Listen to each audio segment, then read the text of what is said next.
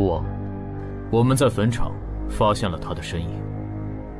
哦，那家伙终于敢现身了。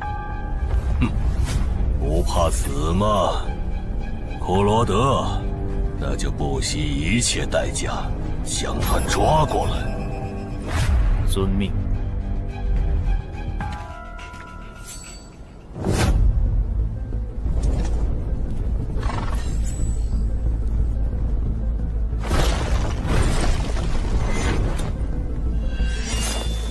是不是打败你才会放过我？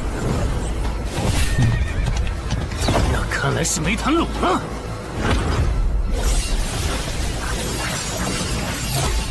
剩下躲不掉，也来不及格挡。这就是你的实力。还没分胜负呢。敬酒不吃吃罚酒，那就把你变成亡灵带回去。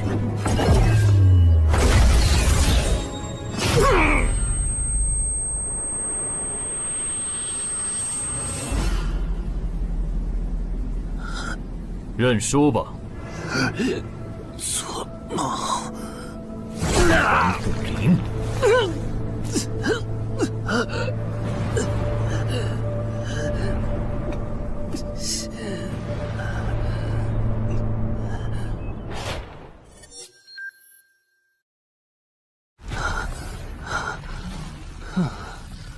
还好只是梦啊！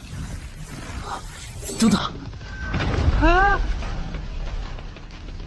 不是，这地下室入口，竟然真的烧到我家里来了！2030年，世界各地相继出现地下城入口。在经历了一系列探索、争夺、开发和地下城失控所引发的骚乱后，各国政府确认了5件事：一、入口无法被破坏，但攻略地下城可以使其关闭。2. 如果未能在规定期限内攻陷地下城，那么该地下城入口将翻转，地下城内的怪物将永入这边的世界。3. 误入地下城并存活的人类将成为冒险者，自此踏上超凡之路。4. 地下城内的怪物等级越高，攻略该地下城的收益越高。5. 最高等级的地下城 BOSS 连核弹亦无法完全消灭。过去10年，地下城入口逐渐被公众所接受，有关地下城和冒险者的情报也被允许逐步公开给公众。冒险者周刊报道显示，冒险者人员十分稀缺，但却人均千万富豪。这一消息令冒险者这一职业变得非常受欢迎。对普通人来说，冒险者就是一步登天的门票。所以你过去3年的冒险家生涯，为你赚取了超5亿的财富。当然，对于刚刚成为传说级冒险家的我来说，这只是个开始。但少有人知道，每一位高等级冒险者的背后，都有许多普通冒险者和无辜平民的牺牲。而我们的主人公陈海，恰好是知晓这一秘辛的少数人。你还真是给我出了个大难题啊！能让人一夜暴富的地下城，可对我来说也没啥用啊。毕竟我又不缺钱，而且我记得地下城的死亡率好像很高，搞不好我会死。要不把它上交给官方冒险者协会算了，说不定可以换点特别的好处。嘿嘿嘿嘿。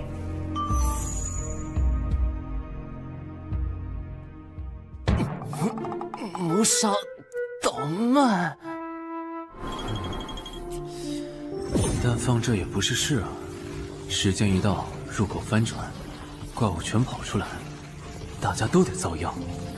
这样，我先瞅瞅这地下城啥类型，要是死亡率高，我就搬到别的城市，走之前报警让警察来管；要是死亡率低，我就自己搞定。真搞不定的话，再搬家，然后报警。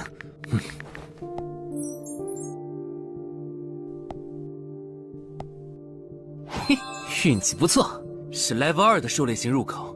地下城入口的等级可以靠入口的规模判断，陈海家的入口太小，只能是入门级。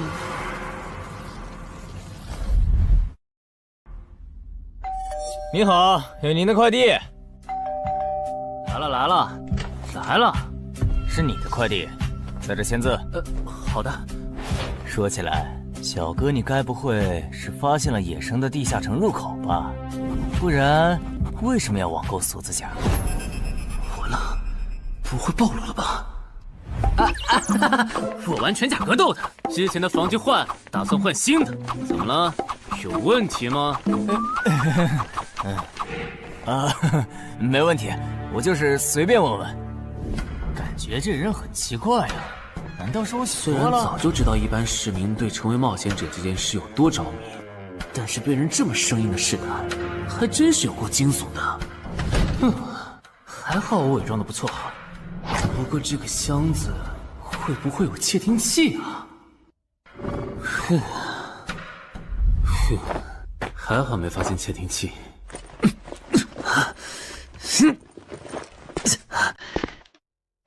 有点重，还有胸口也有一点点闷。怕眼镜在战斗中不方便，从而携带了隐形眼镜。没有防身武器，就在附近消防器材店随便买了把消防斧。啊，锁起来倒是不影响，还行。那么，出发吧。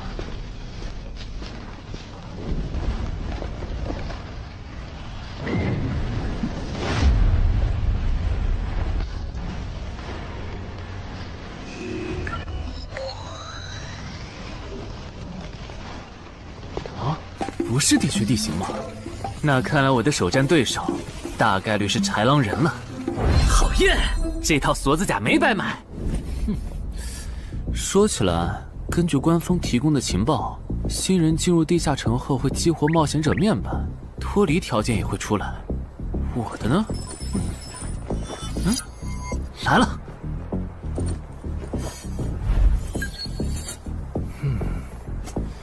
我记得普通人基础属性是10点，8点算弱，14点就很牛了。我不咋锻炼，力量和敏捷才9点，很正常。但智力有16点，真没想到啊！虽然智力和魅力是前期最没用的属性，但16点的智力，就算是协会或者财团内部也不多见吧？膨胀了，冷静，看一下地下城的脱离条件吧。脱离条件：杀死任意一只潮汐鱼人。通关条件是全灭一个潮汐鱼人小队。等一下，为什么是鱼人啊？我血产过敏啊！就不能给我安排点正常的对手吗？啊！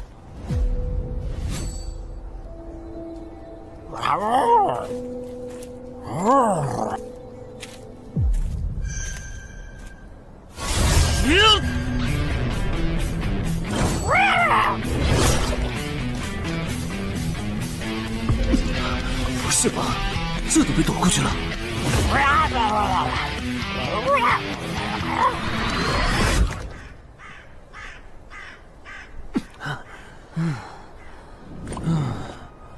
不是，这个地下城的难度标注是不是搞错了？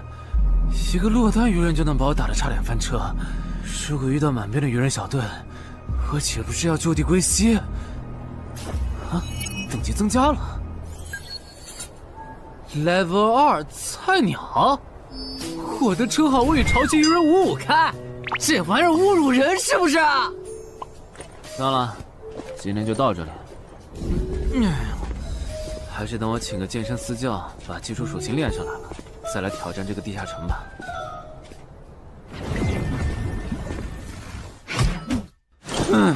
累死我了，半年的运动量都干出来了。又咋了？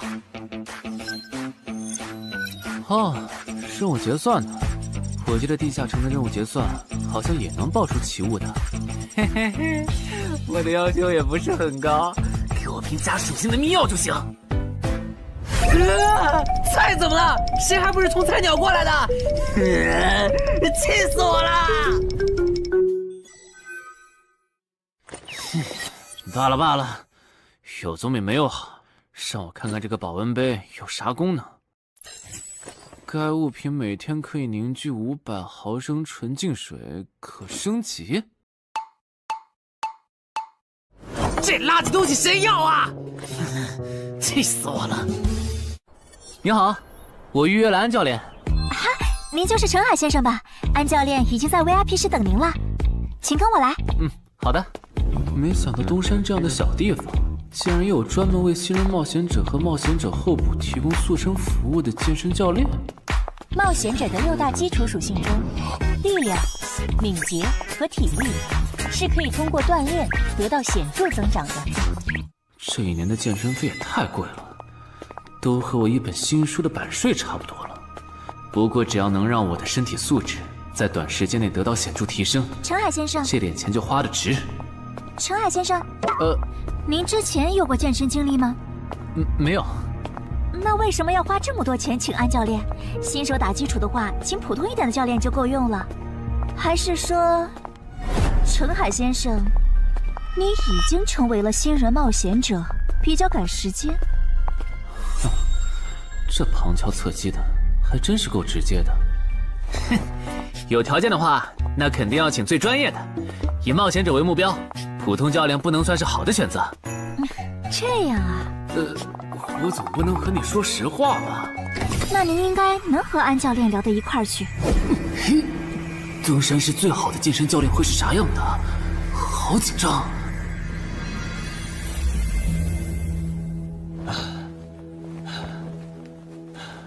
啊！和我预想的完全不一样，我还以为会是个肌肉兄弟，结果到头来，这不是个小白脸吗？我的课程这么贵，竟然也能预约得出去？开玩笑的吧？就是你想成为冒险者，跟我来吧。3、4。我撑不住了，教练。 5，真的撑不住了。好，就到这里吧。30公斤举了5次，换算一下，你目前的单次最大重量应该在35公斤。作为健身小白，结合你目前的体重，你这个卧推成绩算是偏弱的。什么情况？虽然我知道我的身体能力低于平均线，但是这也太弱了吧？正常的老哥们不都是人均50公斤起步的吗？陈海先生的基础有点差呢，35公斤的极限数值换算到冒险者面板上的力量属性，应该只有9吧？普通人的力量、体能和敏捷数值是相对平均的，不会偏差太多。他现在这个状况，要在1个月的时间里变成冒险者，几乎不可能。那一般要多久？这个看你，如果天天练的话，差不多1个季度就能达到3个11了。这个11是你成为冒险者后面板上给出的约束，换算下来的话，就是比普通人略强。明白了。所以办卡吗？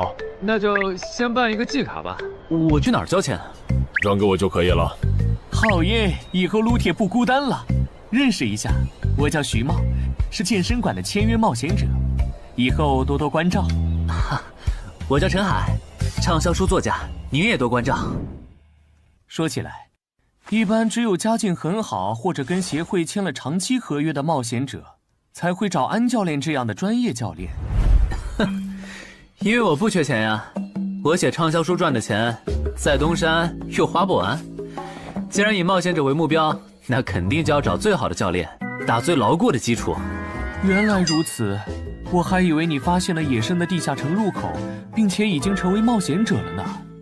作为前辈，我得教你一些冒险者之间才流通的基础常识，免得你以后被人坑了。冒险者首次下地下城时，表现好能得个称号，带不带都行。要是带了会有加成，但也会被其他冒险者盯上。有些专找低等级地下城入口的猎人，就爱顶着称号，在可疑的人边上晃悠。要是被怀疑的人被称号吸引，表现不自然，那猎人就知道这人是冒险者了。接着只要跟着他，就能找到野生地下城入口。啊，这样吗？真是学到了。没啥反应，看来他真不是冒险者，就是个有点钱想当冒险者的弱鸡作家，那就没价值了。幸亏我先和超级人五五开，这个称号太丢人了，没装上，不然今天肯定暴露了。安哥那边应该已经快拟完你的健身合同了，咱们过去吧。好的。国内有名的畅销书作者，还是专门写冒险者题材的。怪不得他有财力和动机买我的课，是想把身体数据打磨上去以后进军冒险者行业吧。而且他对课程的学期也没有明确要求，不像是发现了野生的地下城入口需要快速通关的样子。确实，程海是冒险者，或者他发现了野生的地下城入口的概率确实很低。这样，如果徐茂带着他回来的时候，他的注意力没有放在我的头顶，那就走正常流程吧。如果他有异常，那就别怪我了。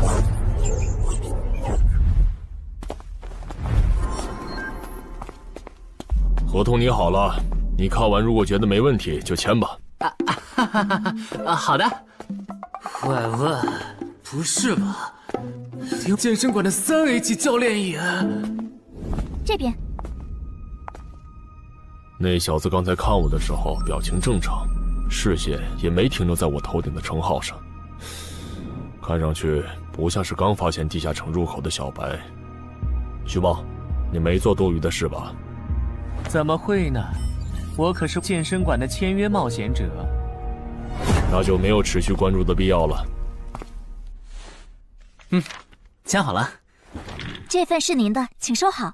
等下安教练会带您做体能测试。好。停吧。和我判断的差不多，你的体能也偏弱，敏捷测试就不做了。接下来的1周，我们主要做力量和体能塑造。你一般什么时候有时间？什么时候都有时间。行，那明天上午10点来健身馆找我，早饭别吃太油的。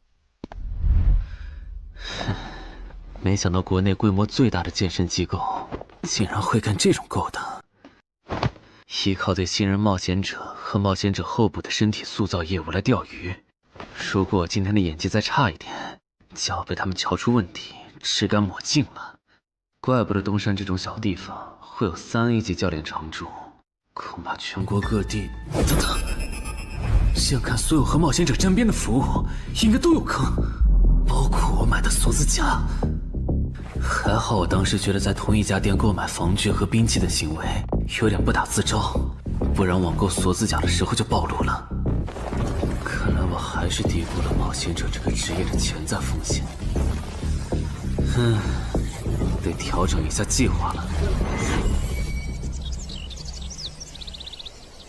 原本想着等锻炼的差不多了以后再来挑战这个地下城，但没想到现实世界如此残酷，针对低等级冒险者的坑到处都是。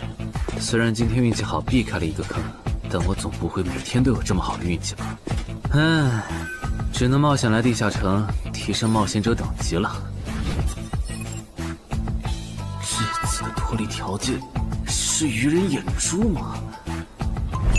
对了，不知道昨天那只的眼珠可不可以？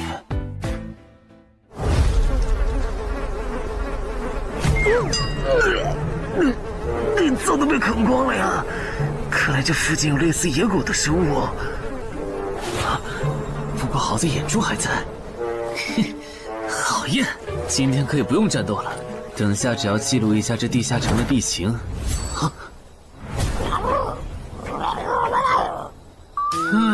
鱼人呢？我还以为是什么呢，吓我一跳。只是一只落单鱼人的话，我根本……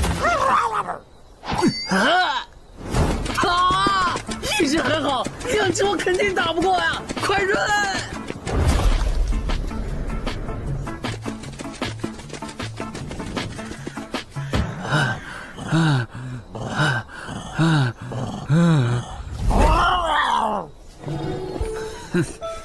你都死到临头了，还这么嚣张，没发现吗？你和你的同伴跑散了。哼哼，现在换我来进攻了。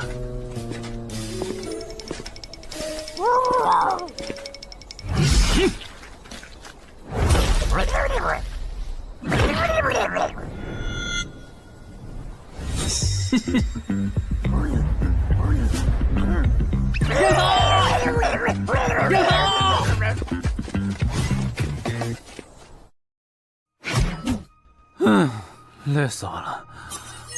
不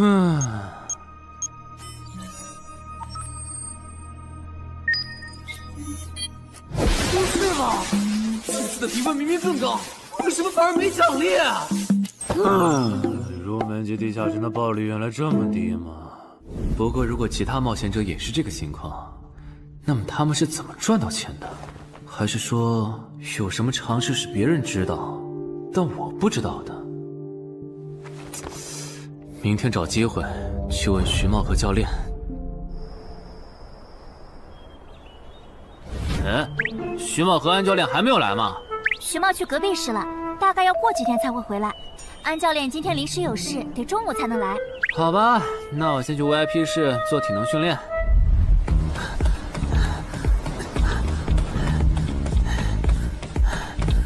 我外出的这几天，他都是这个训练强度。对，那可真够拼的。这样看，用不了多久，他就能把力量和敏捷提升到11了。对，如果他能一直保持1个季度下来，力量、敏捷和体质恐怕都能到12。说起来，教练你就没考虑过把他吸收进健身馆吗？这种有钱又有行动力的好苗子，只要不出意外，以后绝对能成为中间冒险者。你回来之前我就问过了，但被他拒绝了。他想通过黑市的路子成为冒险者，然后当独狼。陈海，你这也太拼了，练这么猛很容易受伤的。还是说你打算今年就成为冒险者？能尽早成为冒险者，肯定要尽早。拖久了，以我的财力恐怕就上不了车了。毕竟时间越往后，冒险者名额的价格也就越贵。倒也是啊。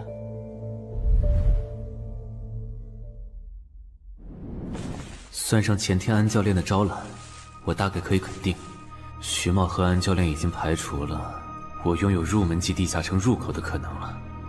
接下来可以找一个合适的时机。发什么呆呢？在想事情？没，可能是太累了，有点走神。你这样肯定不行，频繁的超负荷运动只会累积伤病风险，真受伤了反而会拖慢你的塑身进度。我也意识到了，后面应该会减少训练量。对了，截止到现在，你的前期投入都赚回来了吗？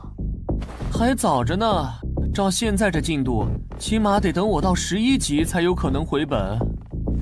为什么是11级以后？因为1到5级的冒险者挺好混的，有老手带着，完成任务就能撤退，死亡率极低。没想法的就可以这么混等级，而6到10级后，任务变难了，怪物的情报就值钱了。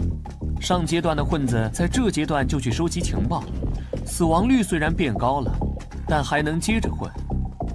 只有到了11级，地下城的难度提升到混都没法混的时候，才是我这种冒险者开始盈利的时候。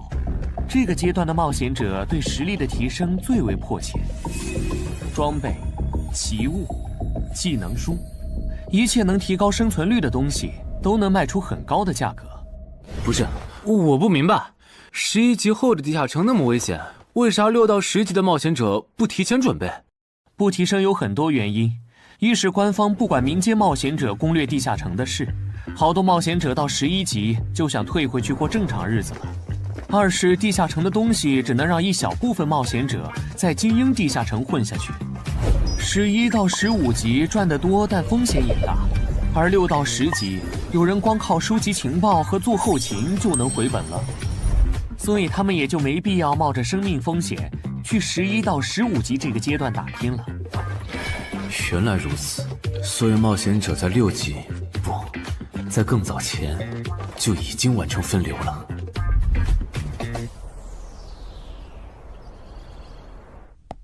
哼，真是学到了，怪不得我在论坛上很少找到有用的情报和攻略，原来有很多人靠卖靠谱攻略和情报赚钱。不过更让我惊讶的还是这件事。同一个地下城，冒险者就算反复刷脱离任务，也只能得到1次结算奖励。这样看，这个地下城入口能为我带来的价值，就只有通关奖励，以及将误入其中的普通人转化为冒险者这2点了。考虑到我本身并不缺钱，我还是尽量单刷这个地下城，然后再考虑要不要继续当冒险者吧。先用徐猫教我的方法，前期以收集情报为主，有10足把握了，再考虑通关的事。脱离条件找到湖？啊，这次的脱离任务竟然不需要战斗，还好买了一架无人机做辅助，不然纯靠人力搜索找湖肯定是个大工程。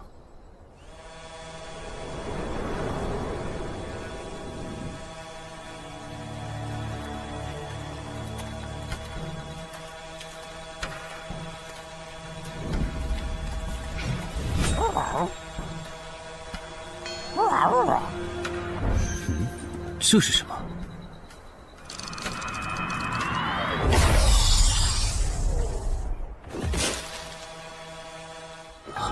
刚才那个应该是鱼人吧？虽然外形和气场和我之前遇到的鱼人有很大差别，但他应该也是鱼人，只不过等级应该更高。算了，先不管他。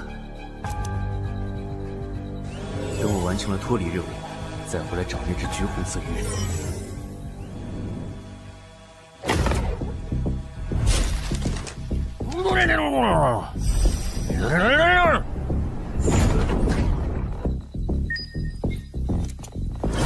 找到了！哼，怪不得森林地形的地下城会刷出鱼人这种怪物，原来森林深处藏着一个这么大的湖吗？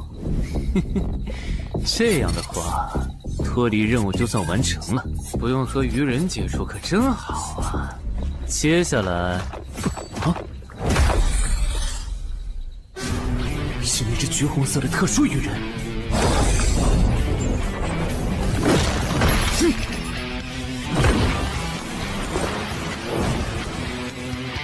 幸亏我刚刚反应快，不然可就重伤了。不过我新买的无人机的遥控器，我的心在滴血啊！不对，现在不是想这些的时候。这只鱼人的速度太快了，我必须慎重对待。啊！1只、2只、3只、4……哼！好险！这情况，这个人怎么还没死啊？如果不是穿了锁子甲，我这条胳膊估计就废了。这家伙真的是新手级冒险者会遇到的对手吗？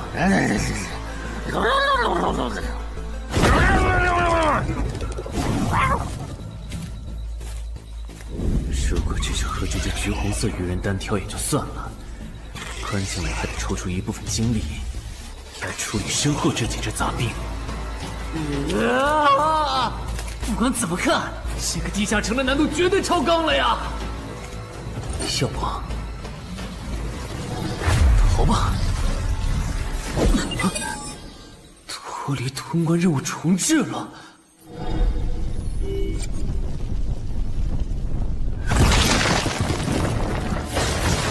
我说全罪，你这样很像是在虐尸出气，有吗？归根结底，还不是这只哥布林太弱了，扛不下我的拳头。能扛住才怪呢！明明只是 Level 5，却有着不下于 Level 9冒险者的综合实力。你这样的怪物，在入门级地下城里，怎么可能会遇到对手嘛？有的哦。如果我能遇到传说中的 bug， 那就能在低等级地下城里遇到下一阶段才能遇到的强力怪物。只要能从他们手底下活下来，我就能拿到补偿奖励奇物升级券。到时候我成为传说级冒险者，就更有戏了。果然，我和你们这种明明还只是 level 5，但眼光却已经放在传说级冒险者上的怪物，是真的合不来。不过，奇物升级券和它的获取方式，无论怎么看，都只是博人眼球的谣言吧。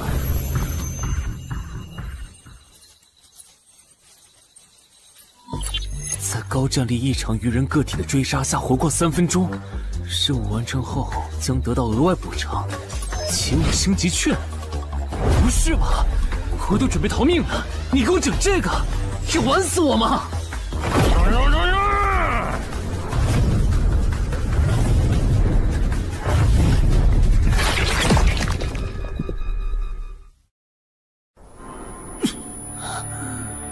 我这算是逼上绝路了吧？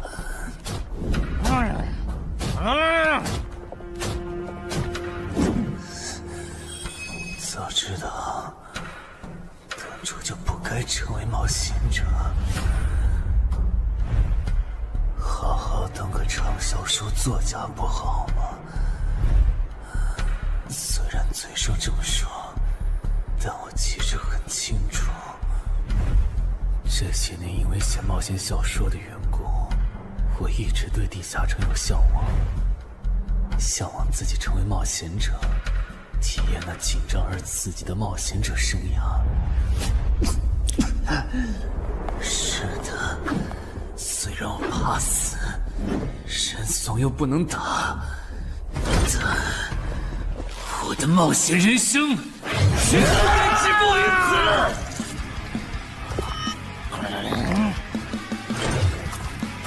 想想，我现在还有什么牌？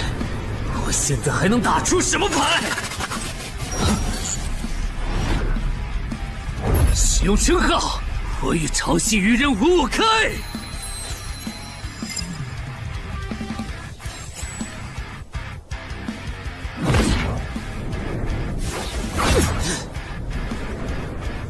身体变轻盈，力量也变强了一点。不止如此，这些鱼人的动作也变得迟缓了许多。我的动态视力也加强了吗？能行，现在的我能行。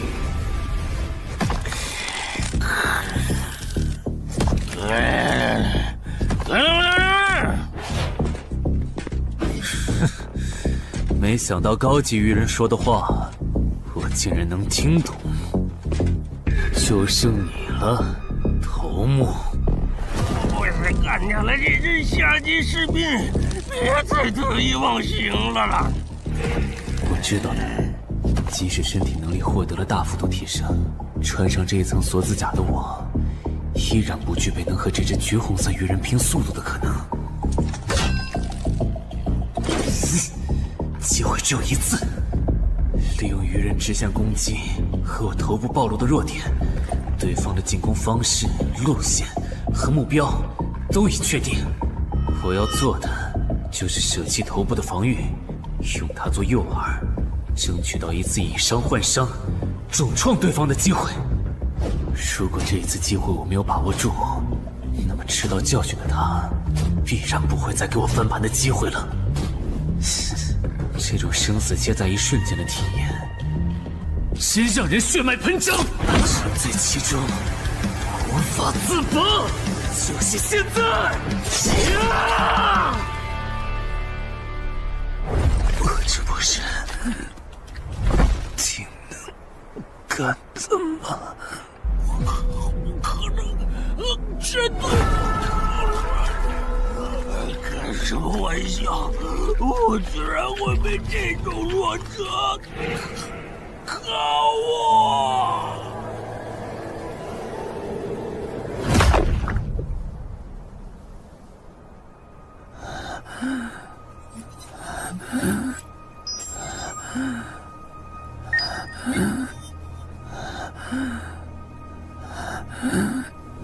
这下总不能还判定我是菜鸟了吧？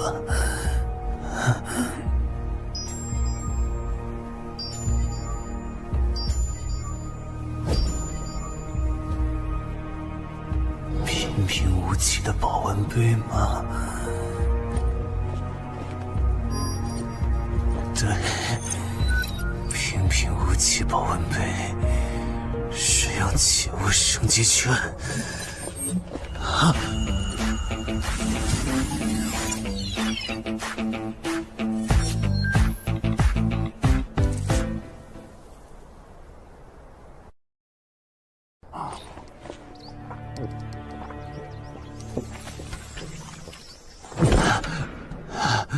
活过来了。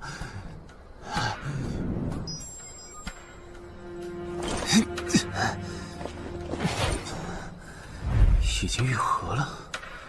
冒险者面板，冒险者等级竟然提升了，不过还是菜鸟。哦，感知也提升了一点，还获得了一个新称号——至死地而后生。哼，倒是个意外之喜。再看一下通关任务重置后变成什么了。挑战等级上升了，脱离任务刚刚也完成了。不过这通关任务捣毁潮汐鱼人的孵化池吗？算了，这个通关任务明显不是现在的我能处理的。溜了溜了。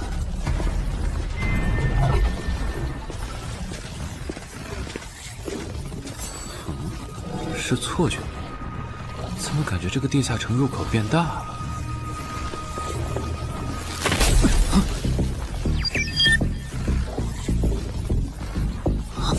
等级不足，这个地下城升级了。这么看来，我刚才完成的脱离任务，其实来自更高等级的地下城。怪不得任务难度提升了那么多，脱离任务掉落的奖励这么丰厚。隐藏之眼，我没记错的话，论坛上有个大佬，好像一直在强调这个东西的稀有性和重要性来着。哼，那必须要转职啊！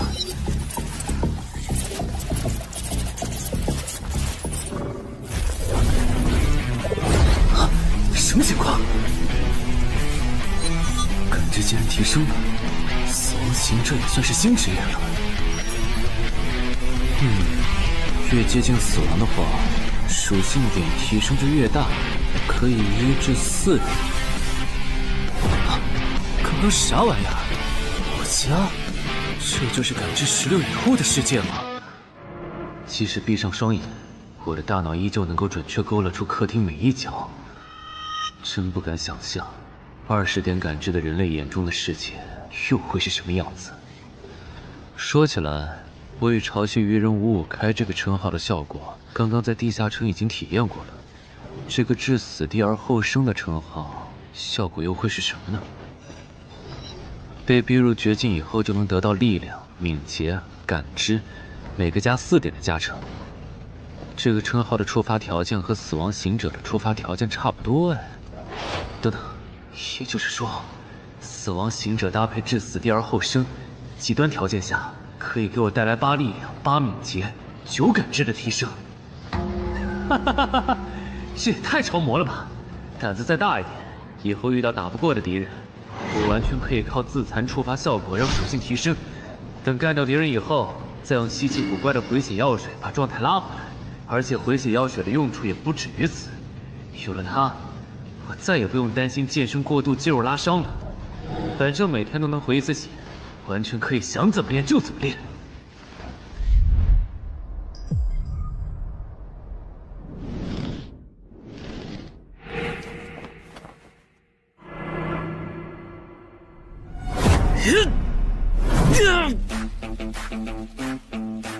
真惊人！谁能想到，不久前还只是个健身小白的他，只用了不到2个月，就达到了正常人要用1年才能取得的成果。就他那训练量，换别人来早就去 ICU 报道了。但他一通瞎练下来，还能活蹦乱跳，这说明他体质很牛啊，至少有16，甚至都有可能17或者18了。安教练，你这次是看走了眼呐。陈海还在练呢。啊，恭喜啊！你现在的力量、敏捷应该已经到达12点了。以你现在的身体素质，准备充分的话，是完全有能力完成新手级地下城的脱离任务的。真的不考虑加入健身馆，成为这边的签约冒险者吗？我可不想当一个会被合约束缚的冒险者。那真是太可惜了，我还以为能和你成为同事，以后一起攻略地下城呢。不是同事，也能一起攻略地下城。对了，我打算从散人手里购买冒险者名额，这方面你有什么忠告吗？忠告吗？不是同事，也能一起攻略地下城啊。对了，我打算从散人手里购买冒险者名额，这方面你有什么忠告吗？忠告嘛，那我推荐你去找散人联合。散人联合？我没记错的话，他们好像是国内最大的散人集团吧？对，如果你想走黑市的路子购买冒险者名额，那么我只推荐你选择由散人联合提供担保，或者他们自营的低等级地下城入口。为什么？我感觉找独狼冒险者明显更好啊，省钱又省力。因为涉及到冒险者名额买卖，无论买方还是卖方，其实都存在巨大的交易风险。卖家怕遇到伪装成萌新的入口猎人，买家怕交了钱对方不办事。但有散人联合的介入就不一样了，虽然他们的佣金很高，但是作为冒险者资格、地下城相关产出生意的龙头，他们为买卖双方提供的契约书还是很值得信赖的。原来如此。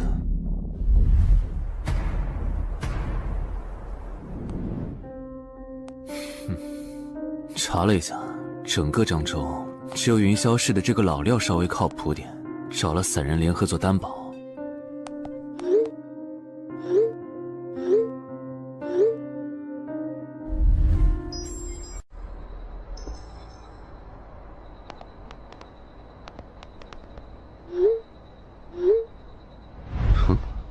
这边，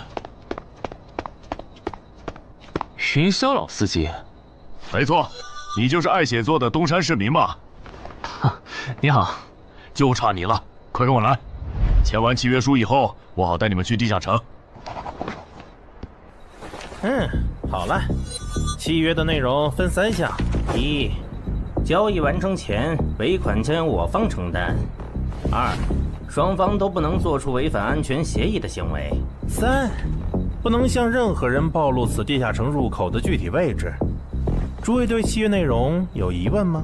没有。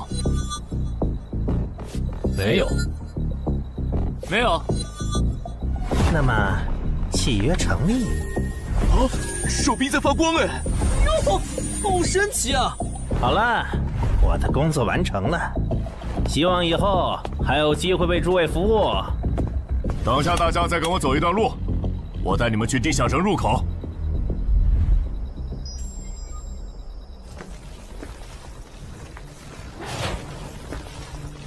这个地下城入口的位置确实隐蔽，难怪没有被官方和云霄市的资本发现。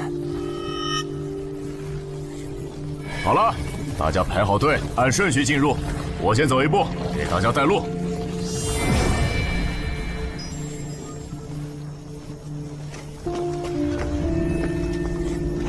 这批新人怎么样？太酷了！我也是冒险者了，真好。还行，没有看起来像刺头的。那就好，等会儿记得我们之前说的。卖家原来有2位吗？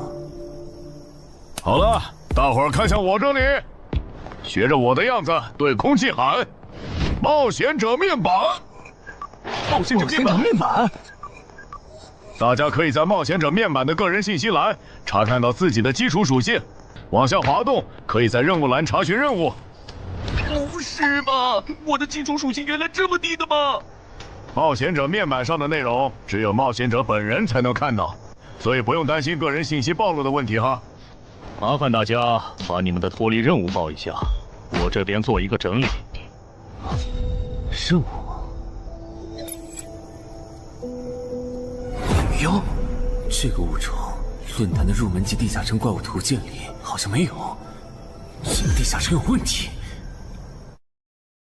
这个地下城该不会和我家里的那个一样，存在某种致命的设定吧？基于幸存者偏差，如果一个入门级地下城的怪物没有被收录进论坛的新手常见怪物图鉴，那只有2种可能：要么它确实很罕见，要么就是遇到它的冒险者基本都死在地下城里了。警告！警告！此人违反了安全条例，未说出正确的脱离任务。那个眼镜男说谎了？不是吧？这才哪儿到哪儿啊？就有人触发安全条例了？你听我解释，肯定是他出 bug 了。契约式的契约当然不是绝对的，但对你这样的菜鸟来说，它是不会出问题的。你的脱离任务绝对不是采集高价值草药，你骗了我们。他刚进冒险者圈子，不懂规矩，做错事也情有可原。您大人有大量，再给次机会嘛，是不是啊？对，再给我次机会吧。下不为例。大家再说一遍自己的脱离任务哈，这次别搞错了。我的任务是找到湖中女妖。我是聆听女妖之声。我的是凝视女妖10秒。我的也是找到女妖。接下来我会带大家去女妖出没的林中湖泊，大家跟紧一点，别掉队哈。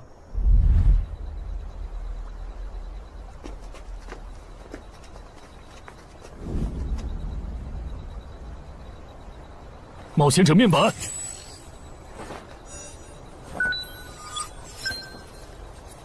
哎，他在干嘛？呼唤湖中女妖。他怎么知道这样做可以召唤湖中女妖的？这就涉及到商业机密了。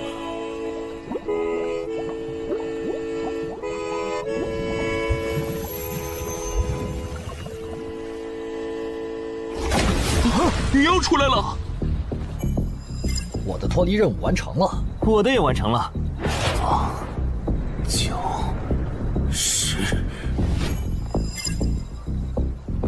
大家把耳塞戴一下，女妖马上就要唱歌了。不戴的话会怎么样？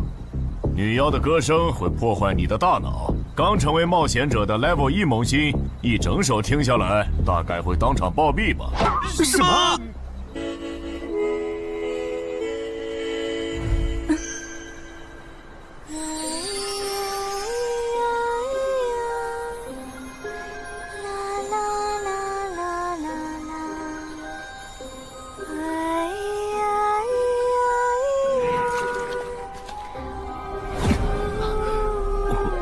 刘云醒了，就听了这一小会儿吗？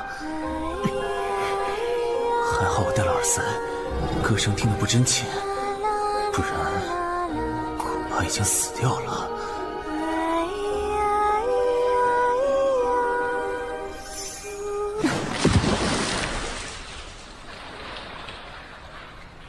大家的脱离任务都完成了吗？都做完了，那咱们就原路折返回去了哈。搞笑，让我们原路返回？来之前我已经查过了，地下城里的植物和矿产都是很值钱的。你这么急着赶我们走，不会是想要独吞这个地下城的产出吧？我们可是付了钱的，为什么不能在这个地下城采集高价值草药和矿产来回血？等一下，咱们的契约书里可没有这条。但也没有不准我们完成脱离任务后采集高价值草药和矿产的条例吧？原来冒险者还可以在地下城内采集草药和矿产的吗？你不知道吗？其实大部分冒险者并不具备通关能力的，他们主要的盈利方式就是搬运地下城内的物资和收集怪物情报。你是觉得脱离任务已经完成了，我们又碍于契约不能对你出手，所以可以发难了是吗？不然呢？真是笨蛋。但有一点你没考虑到，那就是我并没有和你们签订契约啊。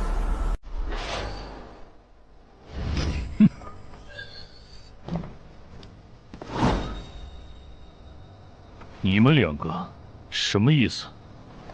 没什么，单纯看不惯而已。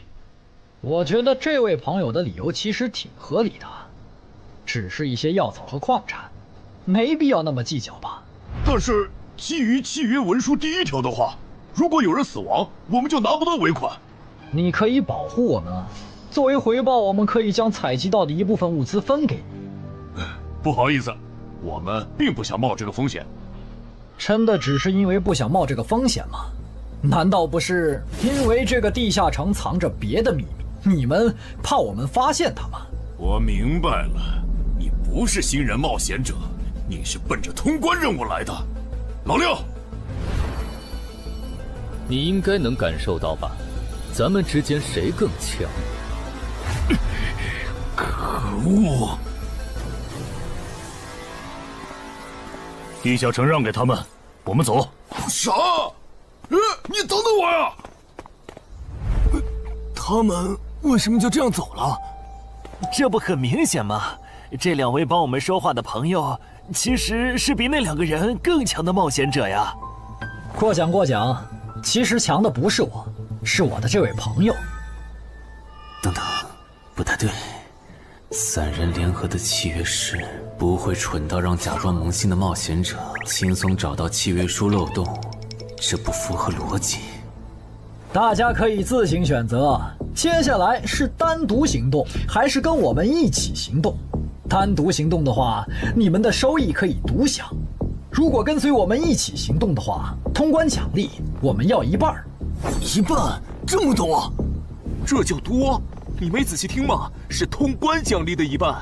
这2位资深冒险者的目标是通关。新人冒险者的通关率一般只有10%，甚至更少。就算分出去1半，我们也领先了90%的新人冒险者。大叔，你别得了便宜还叫委屈啊！所以这其实是好事。对新人来说，第1次通关时间是重要分水岭。新人冒险者越早拿到通关奖励，未来的冒险者之路就会越顺畅。那就是说，就算我只拿到1半的通关奖励，也会比绝大多数同等级的冒险者要强吗？如果你没有浪费这些开局资源的话，确实是你要强一点儿。请让我也加入你们，也包括我。我也要。那帮没良心的，签契约书前都说好了，只涉及脱离任务，其他不包的。任务一完成，他们就变脸了。差不多得了，都走了这么远，他们不可能再跟着了。你不用演了。哦。不过你这次演技提高了不少嘛。刚才我一度以为你打不过那个顶着战斗专家称号的冒险者来着。我确实打不过他。啊？不过他也很忌惮我就是了，要不然不会用劝退的方式赶我走。原来如此。那你觉得他们能通关吗？可能性太低。个人判断，这批冒险者里，最多只有1到2个幸运儿能活着走出这个地下城。什么嘛，这不就和之前的几次一样了吗？真没意思。哇，酷哎！既然大家已经决定联手通关，那我也不藏着掖着了。我能够为认同我、信赖我的队友带来一点基础属性的随机增幅。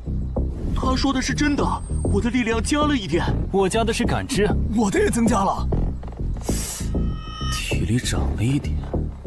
原来团队领袖这个称号是用来提升自己的队友啊，还怪好用的。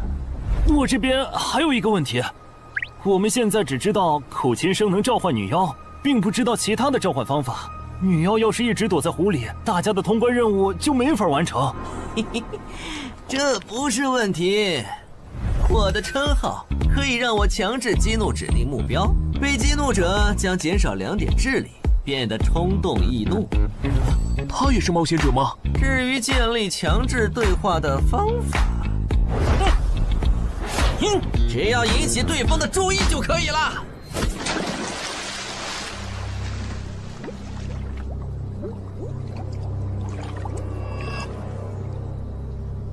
蠢货，你过来呀！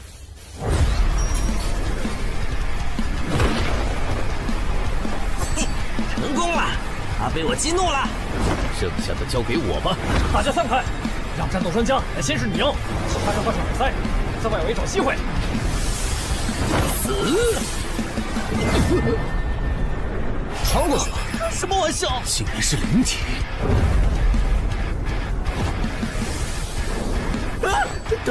等一下！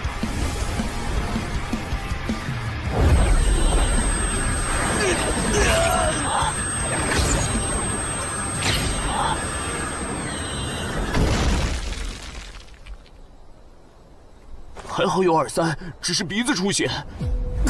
不是吧？这个女妖原来是个妖魂！娘，有把握吗？有，但是会比较费时间。上一个地下城刷出来的僧侣之拳应该会有效，但熟练度还没上去，打起来会很慢。慢就慢了，这只女妖应该没有其他攻击手段，对我们的威胁很小。我有预感，这个地下城的通关奖励会非常丰厚。哼，愚蠢的选择。等等，你先别走。不是吧？10万个人里都不一定能出一个的感知16点的人，竟然让我……你为什么觉得他们的选择是有问题的？使用称号，他们当我不存在，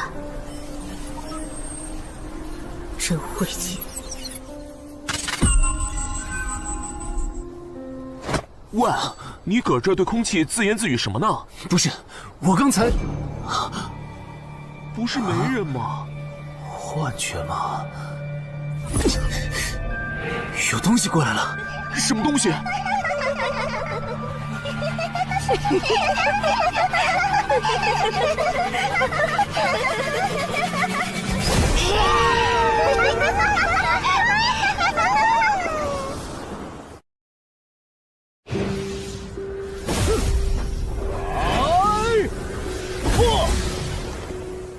有效果了！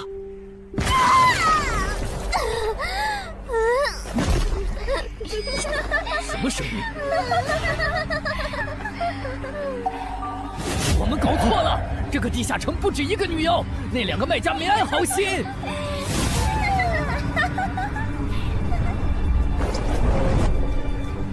不是吧？这也太多了！不行，这个数量2-3已经没用了。还傻站着干什么？跑啊！为什么总是让我遇到这种事？天和子爷那时候是，现在还是。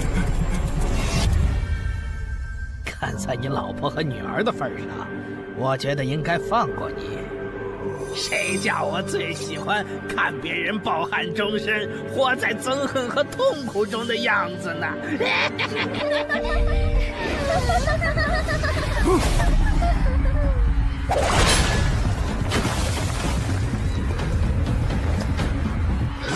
你们以为我是谁？给我滚开！妈妈，我错了。来呀，也不怕你们，来呀！被摆了一道啊！怪不得那2个入口持有者的契约没限制3级以上冒险者进来，原来是想引4到5级的冒险者来通关。等我们团灭后，就进来捡我们的通关奖励，真是好算计。关于如何杀死这些女妖，你有建议吗？这声音，有建议就赶紧说。女妖不光靠声音攻击，还有别的攻击手段。我费了听觉才勉强躲过第1轮奸笑。你是爱喜做的东山市民？对，真是看走眼了。没想到你一介新人竟然比我们这些老手反应还快。但是你不是听觉被废了吗？怎么还能听到我说话？好，我感知16，可以读唇。原来如此，这个地下城我认为是无解的。那些女妖能免疫一切物理攻击，老实说，这根本就不是正常4到5级的冒险者小队能处理的。哦，所以你也没有办法。还有一个办法，除了僧侣之拳，阿良还有一瓶被僧侣祝福过的神油，涂抹长剑后，应该也能伤到那些女妖。不过，这也就给你能伤到他们的力量。我不信新手冒险者能从这么多幽灵的围攻里杀出去。但总不能坐以待毙吧？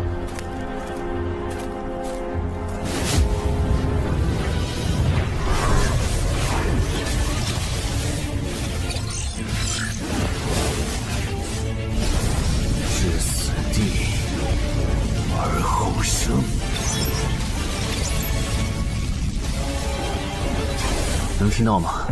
我问过你的同伴了，他跟我说，要通关必须从你那里拿到被僧侣祝福过的神油。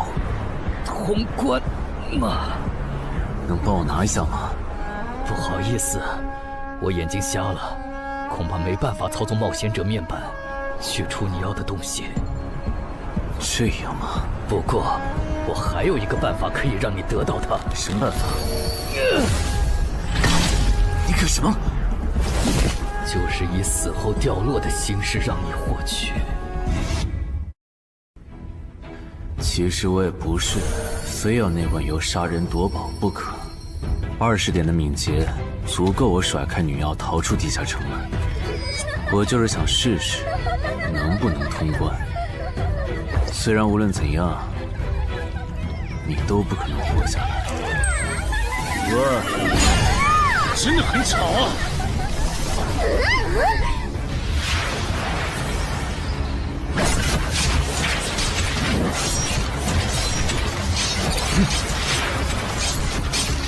对邪恶生物伤害加2点，那么还是反击吧。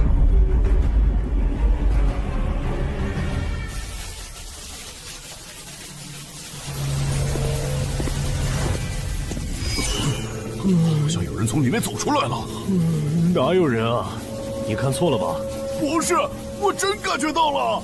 果然，他们那不能攻略的地下城设陷阱，引同等级冒险者来做通关任务，把人坑死在里面，接着捡掉落的东西，或者等冒险者重伤出来就杀人夺宝。雇主的儿子应该就是这么被害死的。石斧秃鹫是指利用高难度地下城坑杀同等级冒险者，然后拾取对方掉落的堕落冒险者。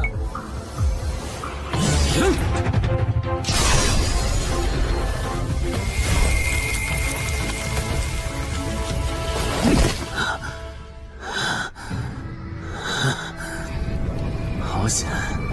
如果再多几只女妖，我恐怕就要被逼出回血药水这个点牌了。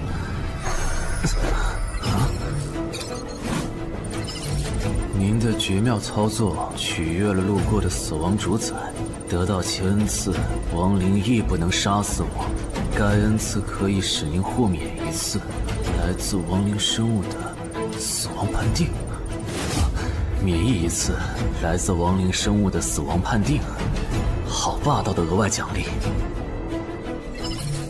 额外奖励都这么丰厚了，合并结算的奖励还高于单独结算，那么肯定要合并啊！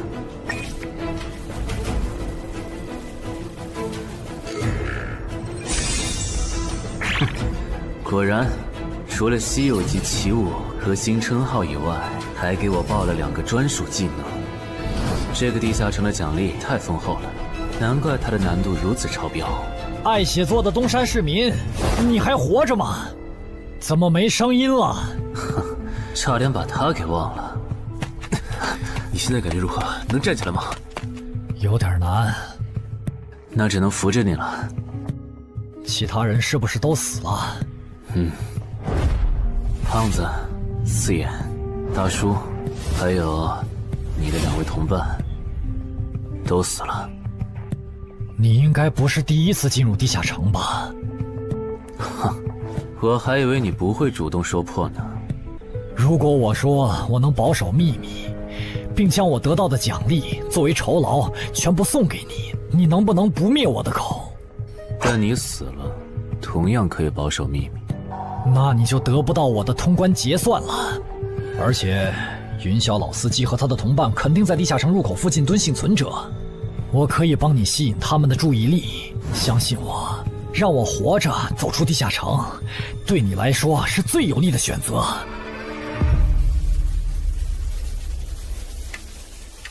看到了吗？这才是真有人出来了。哎呀，刚才那次算我看错行了吧？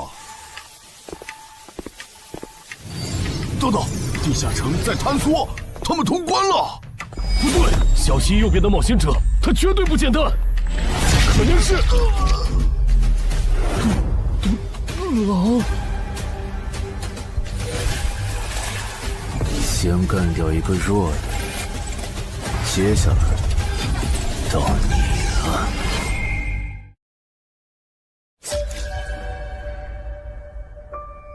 铜山市民，你好大的胆子！不是吧，不是吧？不会真有人觉得自己坑完人不会被报复吧？呵呵，这么霸道的吗？闭嘴！哎呀，我好怕怕呀！你这家伙，找死！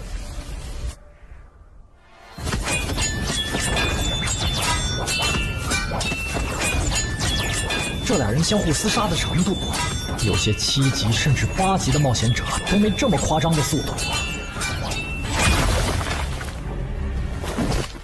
不可能！带上这个称号以后，我的速度竟然还是没你快，真是离谱他妈给离谱开门，离谱到家了！你的敏捷难不成有17，甚至18？可，你猜？冒险者面板，哼，不比速度了。不比了。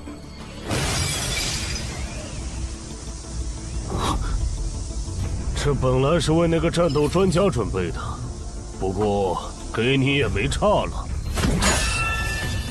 来好好感受一下我从黑市高价购买的变种蜘蛛毒素吧。什么嘛！你这毒抗完全不行啊，比普通人还差。连反击的力气都没有了吗？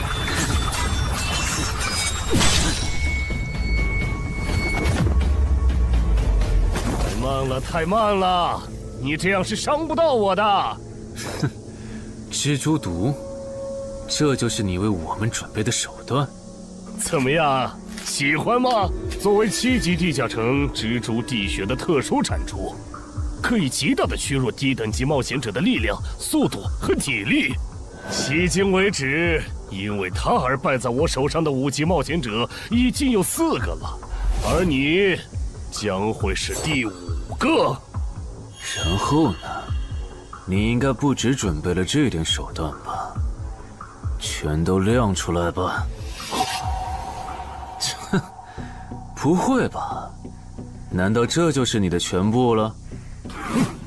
当然不止这些。佩戴了毒素携带者称号的我，呼出去的气体、身上的汗液和血管里的血都是带毒的。和我僵持的越久，你中的毒就越深。这战术太吓人了，在6级以下几乎是无解的。我明白了，是我高看你了。我还以为你藏着什么大招呢。关闭技能，与死亡共舞。不可能！怎么还有这么快的速度？你猜？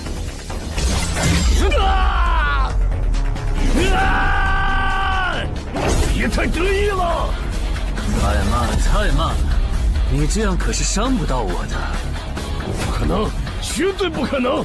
你明明只是个独狼，怎么可能比杀了大量5级冒险者的我还强？没什么不可能的，在舒适区里泡着的你，永远也看不到与死亡同行之人所看到的风景。但是，溺死的往往都是会水的。散人只有劣势更弱小的散人，才能积攒出大量的财力和武力。我的路才是正确的。对普通人来说，或许你才是对的。不过，在我看来，与死亡同行之人，如果走到了极致的话，未必不能超越死亡。不是吧？那么强的人，竟然这么轻易的被……啊！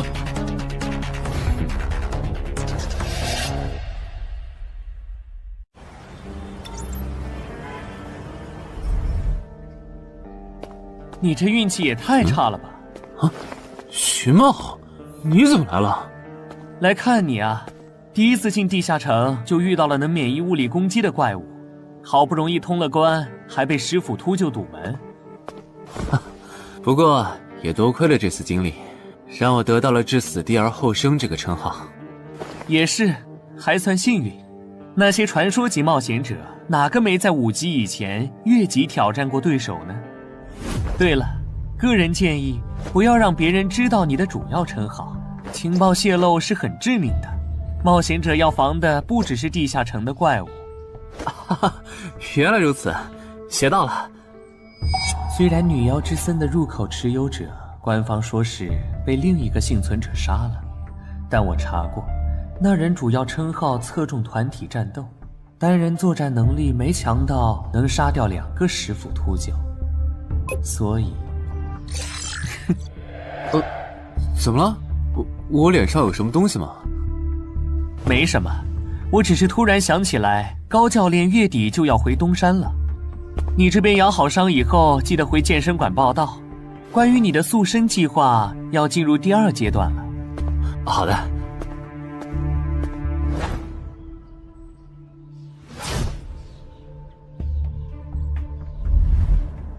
你不打算做攻略型冒险者了？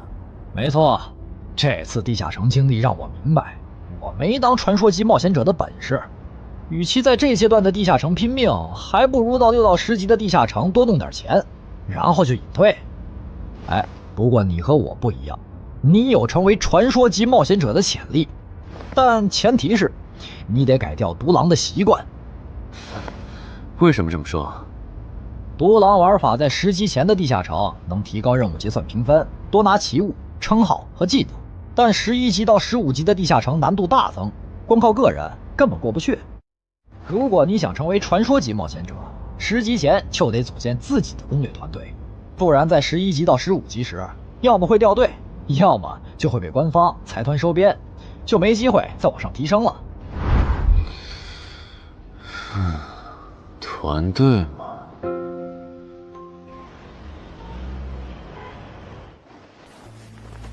害死我儿子的秃鹫们已经死了，杀死他们的人就在这2名幸存者之间。你认为谁才是帮我儿子报仇的恩人？他。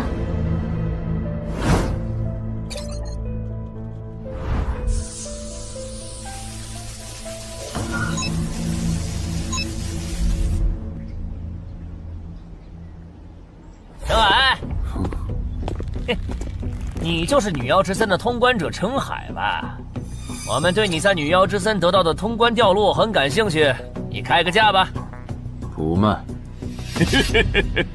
他说不卖，他不会真的以为我们是在跟他商量吧？那我换种说法，把你在女妖之森得到的东西交出来，立刻马上，不然有你好看。你们在干什么？不许骚扰我们医院的病人，走开！烦人的家伙来了，哥，我们走。切，真晦气。下次他们再来骚扰你，你就来找我。我哥哥是10级冒险者，他们不敢惹我。谢谢。不，该说谢谢的人是我。我的好朋友死在了女妖之森，你和王先生攻略了这个地下城，还铲除了用它钓鱼害人的秃鹫。原来还有这么一层关系啊！我和我死去朋友的家人都能感激你。将军，这是地下城暴走后的随机拉人现象。怎么还会拉我呢？突！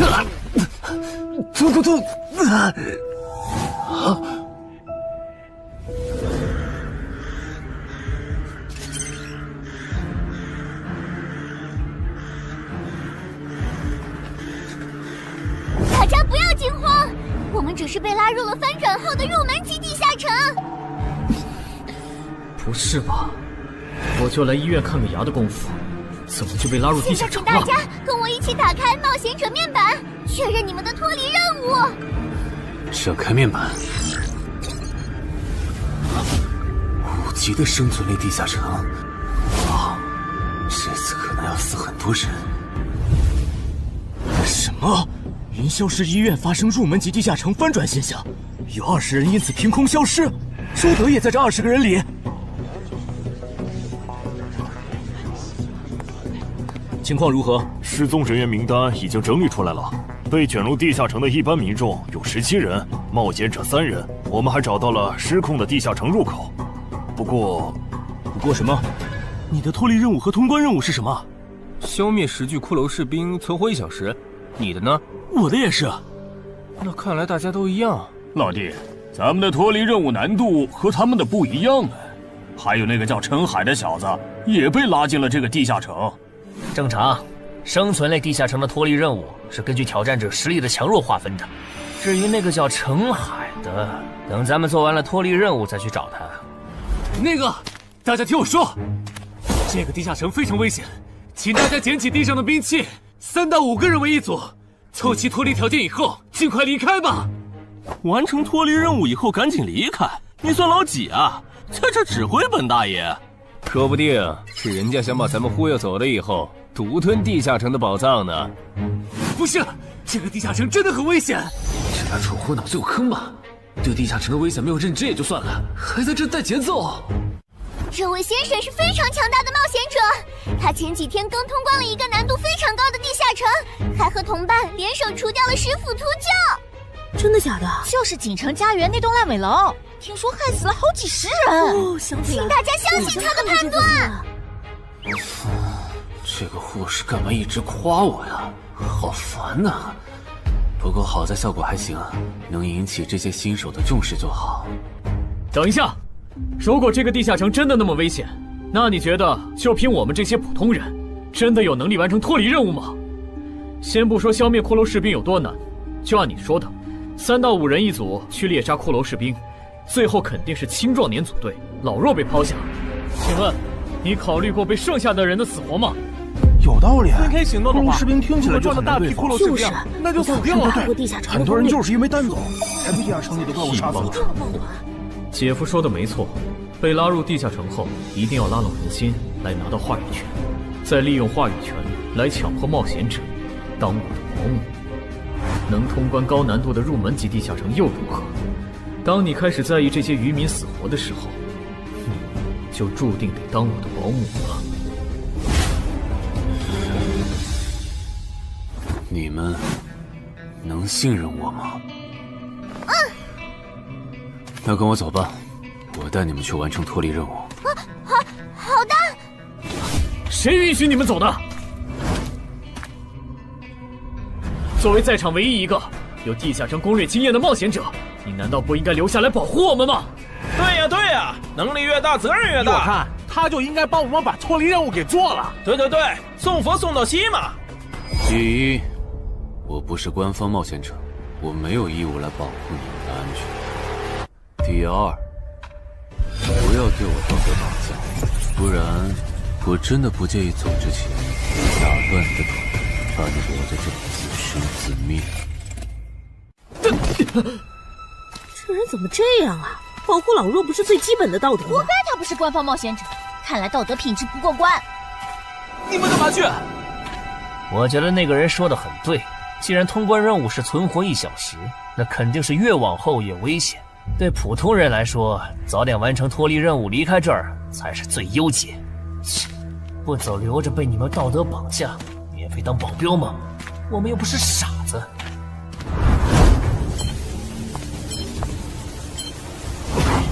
怎么是他？这个地下城有什么问题吗，尚科长？这个地下城最大的问题在于，接下来的1个小时，能有几个人活着走出来？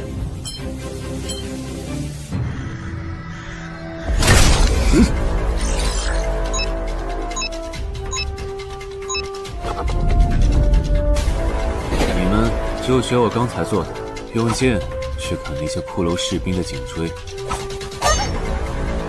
那你呢？又来了！我嘛，就用我的老火剑和他们练练。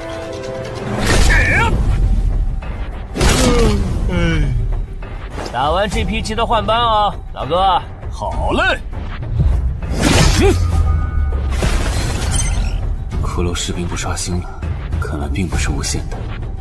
好消息是新人的压力小了，坏消息是我这样的老手完成任务更难了。这周围的骷髅士兵被咱们刷光了，换地方吧。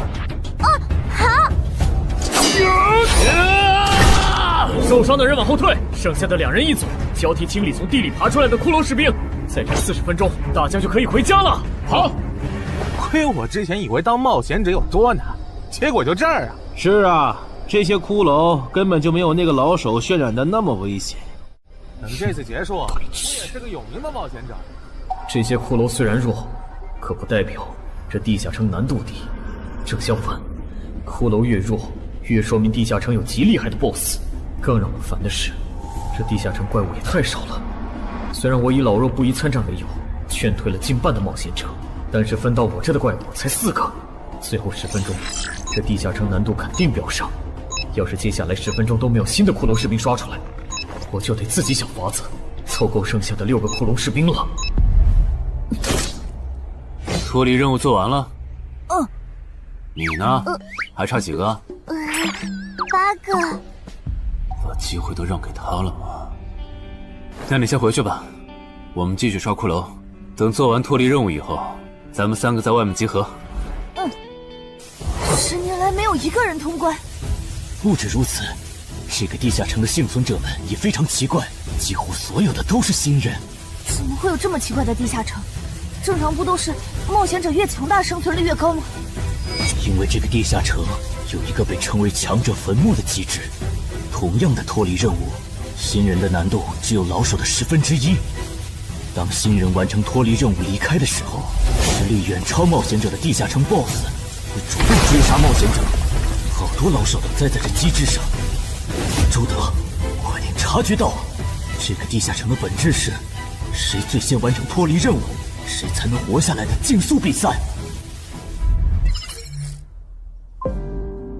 好心的冒险者哥哥，护士姐姐，再见。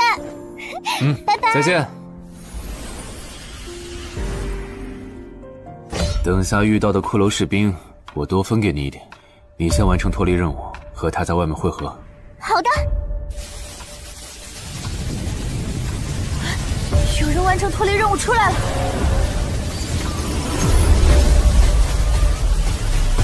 怎么是小孩子？有人离开这个地下城了。这个第2阶段是什么意思啊？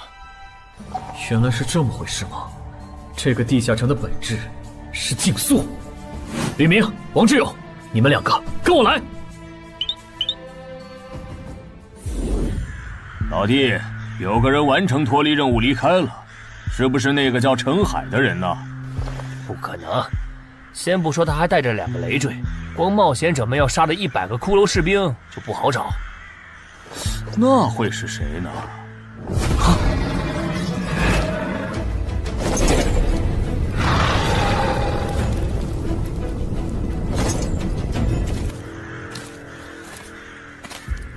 叫我们跟着他出来，都走这么远了，也不解释一下。如果遇到大群的骷髅士兵，咱们3就完了。闭嘴吧，他这么做肯定是有原因的，你没注意到吗？他是看到任务栏变更以后才叫我们出来的，恐怕他比我们更清楚这个地下城发生了什么。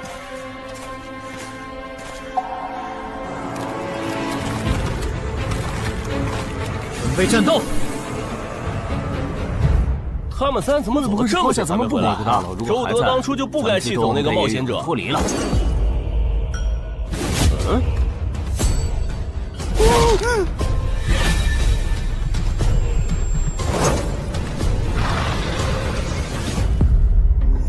周德、吕明，你们2个王八蛋，竟然拿我当挡箭牌，用完就丢！你们这2个小人！你还差几个？3个。那快了，我们再找些小股的骷髅士兵杀，应该能赶上。等等，不对劲，幸存者的数量在减少，营地那边出事了。说什么？陈海哥，这阶段是什么意思啊？可能是难度提升，接下来会出现更强的怪物的意思吧？这个你别管。你的脱离任务做到哪儿了？我看看啊，陈海哥出事了，其他人都死了，现在只剩4个幸存者了。什么？左2，右2，去左。都说了，是这个地下城的 BOSS 降临了，要想活命必须就地折返，在 BOSS 找到我们之前完成脱离任务。别开玩笑了，就咱们2个人，怎么可能在那么多骷髅士兵的围攻下完成脱离任务？王之勇在的时候都做不到。听不懂人话吗？我们已经没有时间去找骷髅士兵了。还差右2。剑锋，救我！你好了吗？马上！陈海哥，好了。长剑留下，你先走。可是，撤下！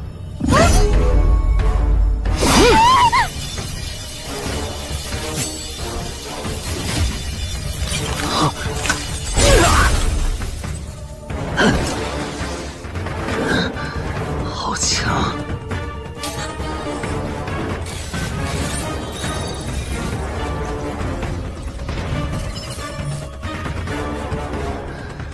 明白了吗？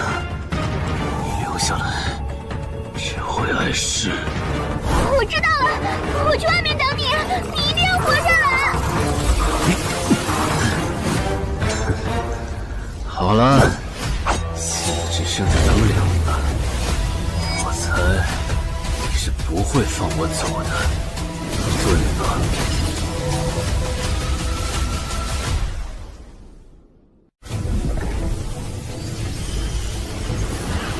是护士姐姐，对面还有幸存者吗？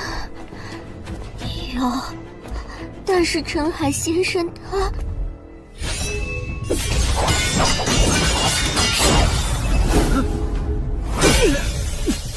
好强，想下去不行，速度和力量我都不是他的对手。就算能大概猜出他下一步动作，可因为一直忙着抵挡，一次出错的话就得死。要走！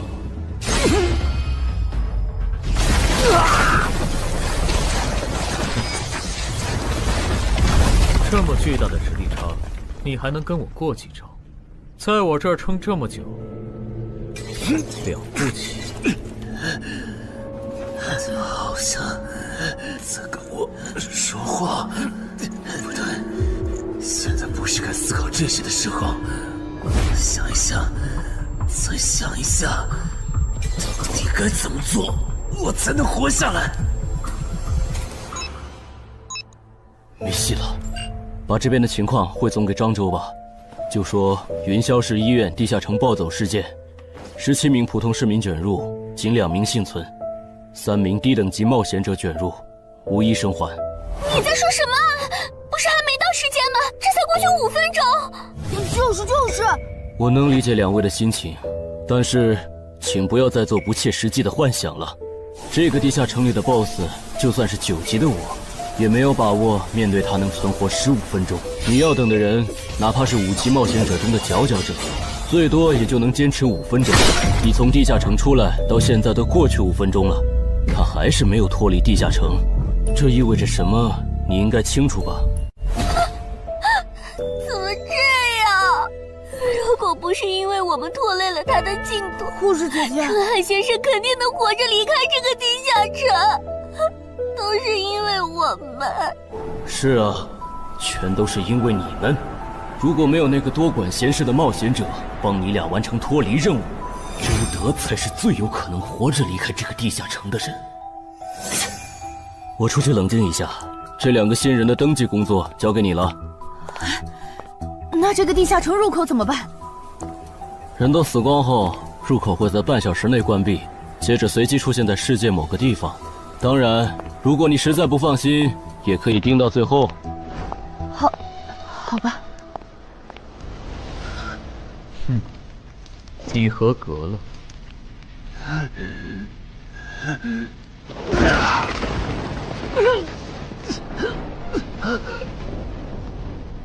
我很期待你成为亡灵后的表现。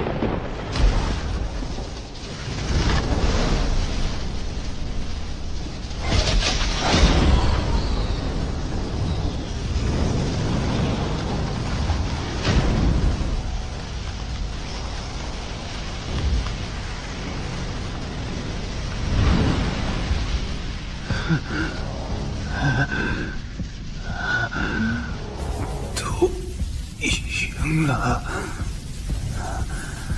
对这个 BOSS 来说，完整的我更有价值。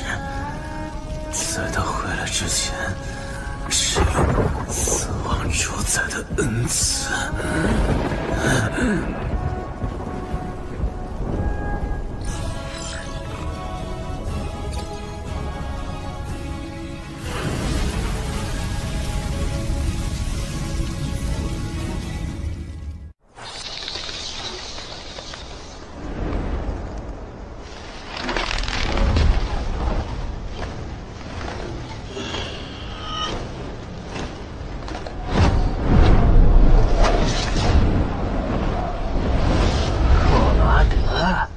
不是被大军派去坟场征兵了吗？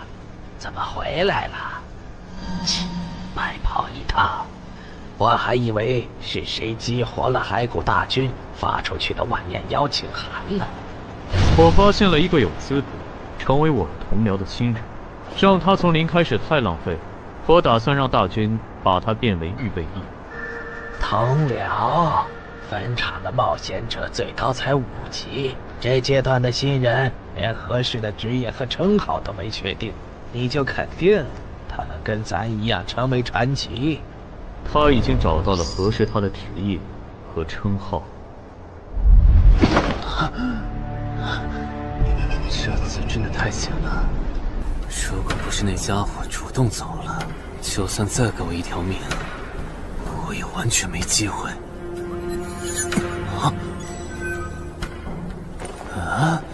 通关任务都显示完成了，为什么没有弹出来脱离选项？不会是必须完成脱离条件以后，我才能离开吧？在那个怪物意识到我没死之前，那得抓紧了。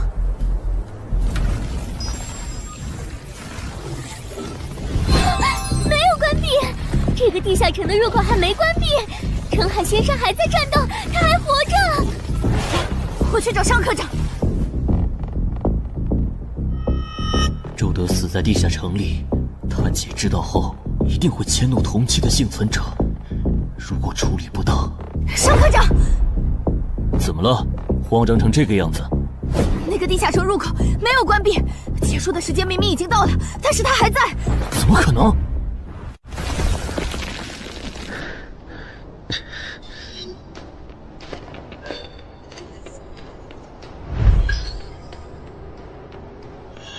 合并结算。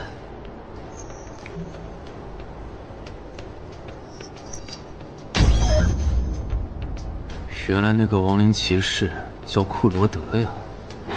不过，传奇级，坟场才5级，怎么会有这么超纲的 BOSS？ 说起来，这个地下城的 BOSS 强度这么高，以前真的有人通关过。尚科长，你看，尚科长，这地下城暴走后，超过关停时间仍然存在，怎么会这样呢？有2个可能：一，被卷入地下城的冒险者完成了通关任务，但却没有完成脱离任务；二，地下城升级。一定是第一种，一定是。不可能的，坟场很早以前就已经被世界冒险者协会定义为几乎无法被攻略级的地下城了。相比有人通关，我更相信是地下城内部发生了什么变化，导致地下城升级。有人出来了！是陈海先生，真的是他！哎呀，你们都在啊！担心死我了，还因为我的原因没能坟场竟然真的被他打通关了。一辈子的。那么严重的。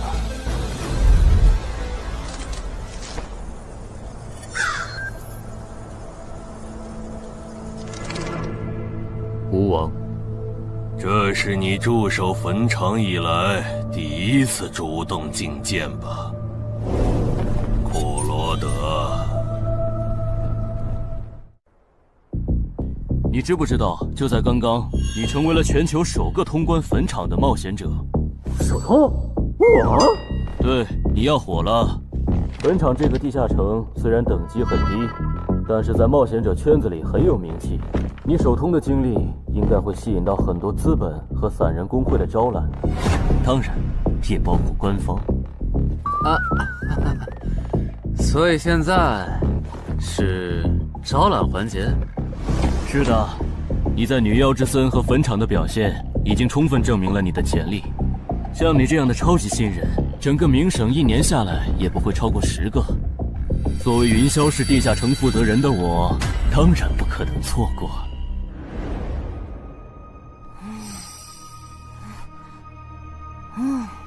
恩姐，你说那个叫双李的，是不是想抢走陈海哥的通关奖励啊？要不然他为啥要拉着陈海哥单独谈话？应该不至于吧？我可不会那么没品。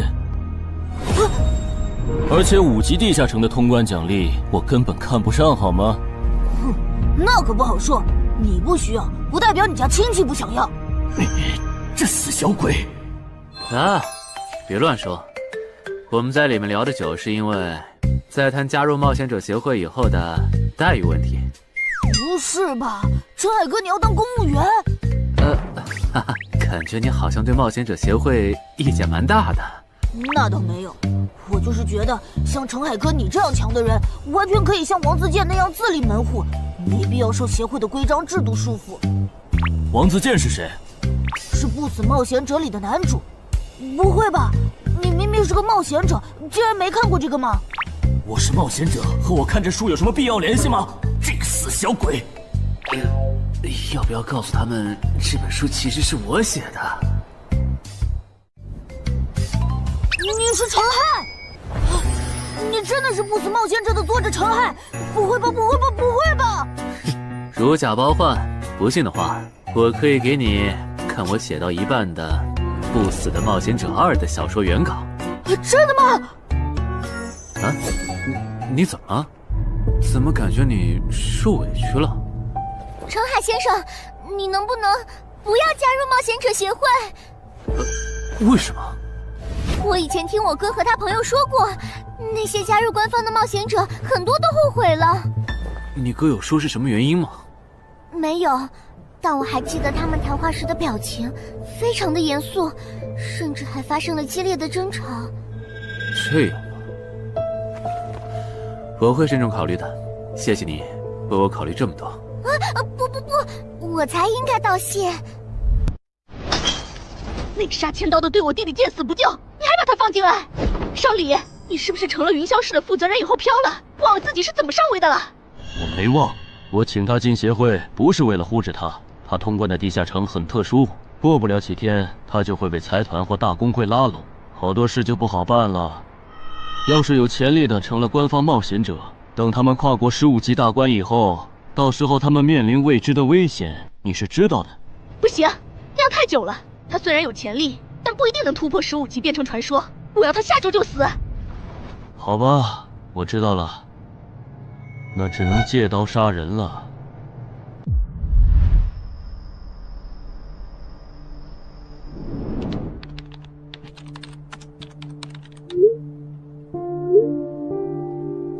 坟场，这个地下城的情报不是早就挖无可挖了吗？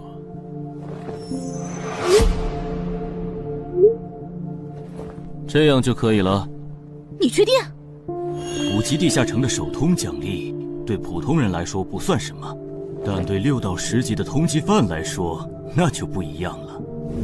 要是澄海的情报到了黑市，不出3天，闽粤2省的通缉犯都会跑到云霄市，这样就能给你弟弟报仇了。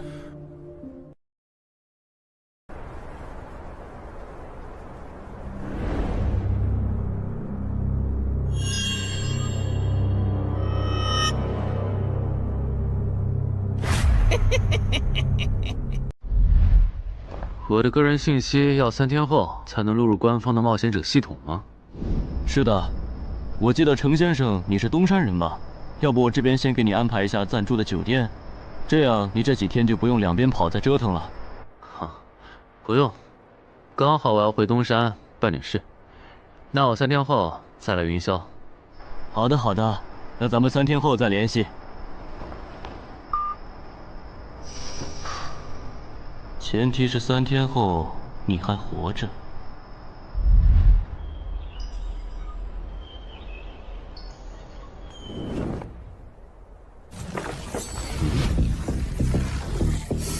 几天没见，怎么感觉这个地下城入口变得更大了？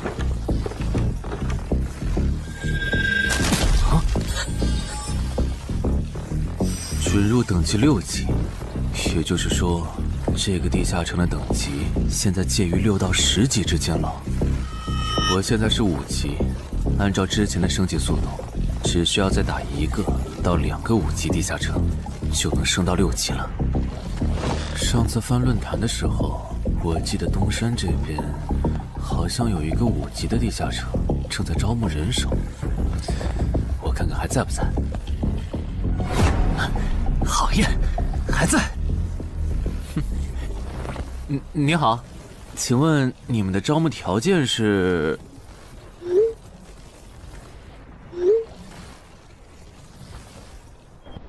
黑市金币？你问这个干嘛？我闲着没事翻论坛，发现论坛上的冒险者彼此之间做交易时，使用的货币不是现金。冒险者之间做交易，除了用地下城入口和掉落物，就是用黑市金币当货币。黑市金币有什么特殊之处吗？为什么不能用现金交易？黑市金币是挑战10级以上地下城的主要收获。我以前问过安教练，他说这东西10级后有大用处，可具体咋用没跟我细说。原来如此。对了，等级没到10级的冒险者，一般是从哪儿弄到黑市金币的？我也想搞一些。新手的话，你可以试试把不用的掉落物拿到鬼市去卖。你要卖吗？要的话，我晚上可以带你去东山的鬼市。要，谢谢徐哥。东山这边的鬼市只有每周一的凌晨2点到4点有。你别看这边人很多，实际上只有1/10是冒险者，甚至更少。这些摊贩也是卖的东西真真假假，很容易上当受骗。听起来有点像古玩市场。差不多吧。总而言之，东西先别急着卖，多转转，弄清楚物价后再卖东西。我这边还有点事，就不陪你继续逛了。好的。看不出他这人还怪好的。好了，到我来扫荡了。小哥，来看看这件，可都是宝贝啊！瞧一瞧，看一看喽！精品装备，仅此一天，价高者得。小哥，来看看我的矿石啊！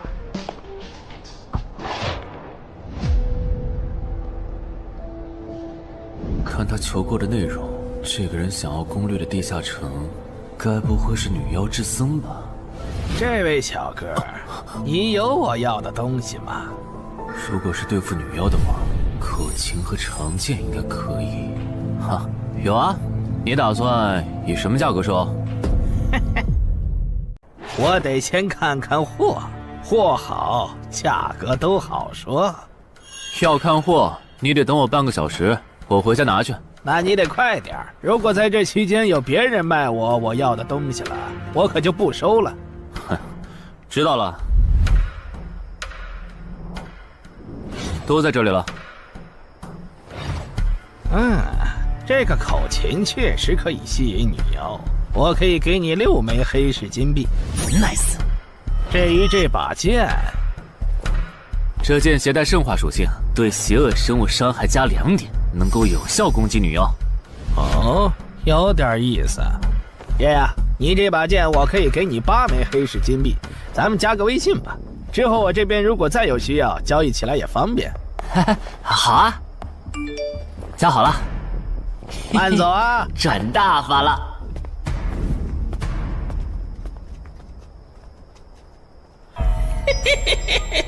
疏于防范了哟，坟场通关新人。唉，都过去1个多小时了，那个叫四海为家的怎么还没来？算了，不等了。各位新老朋友，大家好，我是5级哥布林地穴地下城的入口拥有者搬砖小 C。我左手边这位是协会冒险者林女士。哟，本次攻略已在官方备案，大家可以不用担心秃鹫的问题。这边的3位大叔和我组队过3次，是实力和人品都很过硬的老手。这小子怎么每次都这么磨叽？然后是本次行动的金主，目前还是普通人的王老板。大家好，鄙人姓王，是东山地产的经营者。最后是新朋友，爱写作的东山市民和今天也很闲鱼呢，他们都是3级以上，可以胜任后援工作。大家好。怎么这些人都喜欢在公园集合呀？上次的师傅秃鹫事件后，我都快对公园有心理阴影。大家都互相认识了，接下来请随我前往哥布林地穴的入口所在地吧。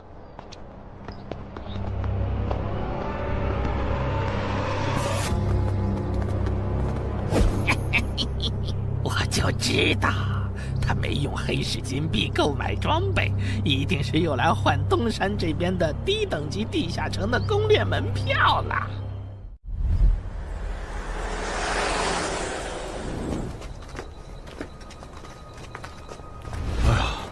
那个还要走多久啊？啊，快了，入口就在前面。小三，这入口你是怎么发现的？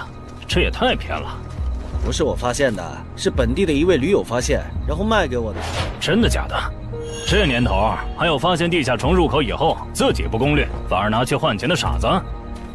因为哥布林地穴对新手来说太难了，当时发现这个入口的驴友不止1个，但最后完成脱离任务活下来的就只剩下1个人了。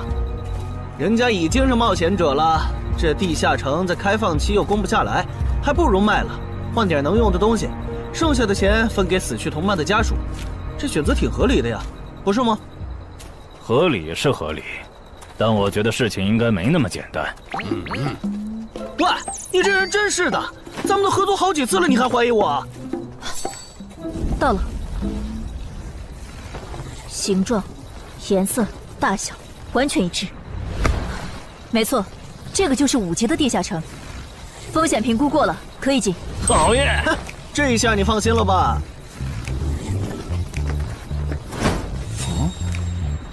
喂，我再跟你们说一遍啊，进了地下城，里面的哥布林归我们管，你们就负责保护王先生，都没意见吧？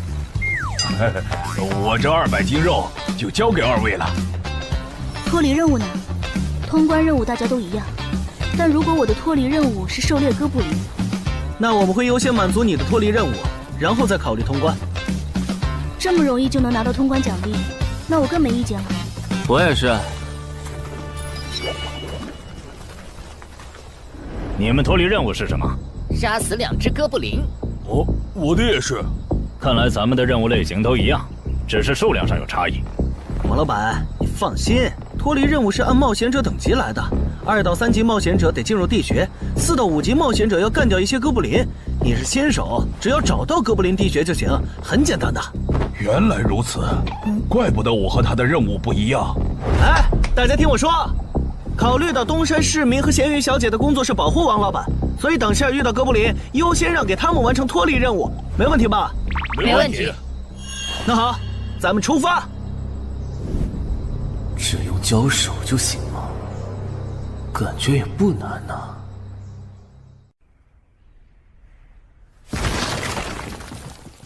这个你不要吗？不要，你杀了吧。这就是5级地下城里的怪物吗？感觉也没多强啊。那是因为现在遇到的都是小怪，真正难搞的 BOSS， 得深入地穴以后才能遇到。一般情况下，哥布林地穴的 BOSS 哥布林勇士，得3、5个老手一起上才能干掉。原来如此。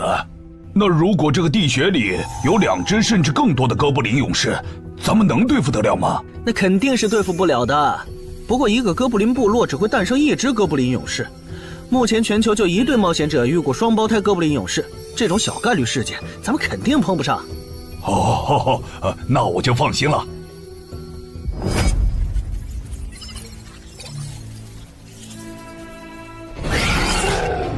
速战速决，别让他们逃回去报信。麻烦了。啊？你指哪方面？从我们踏入地穴到现在，已经遭遇了4波哥布林，很明显，这地下城的小怪数量多得不正常。我们可能中大奖了。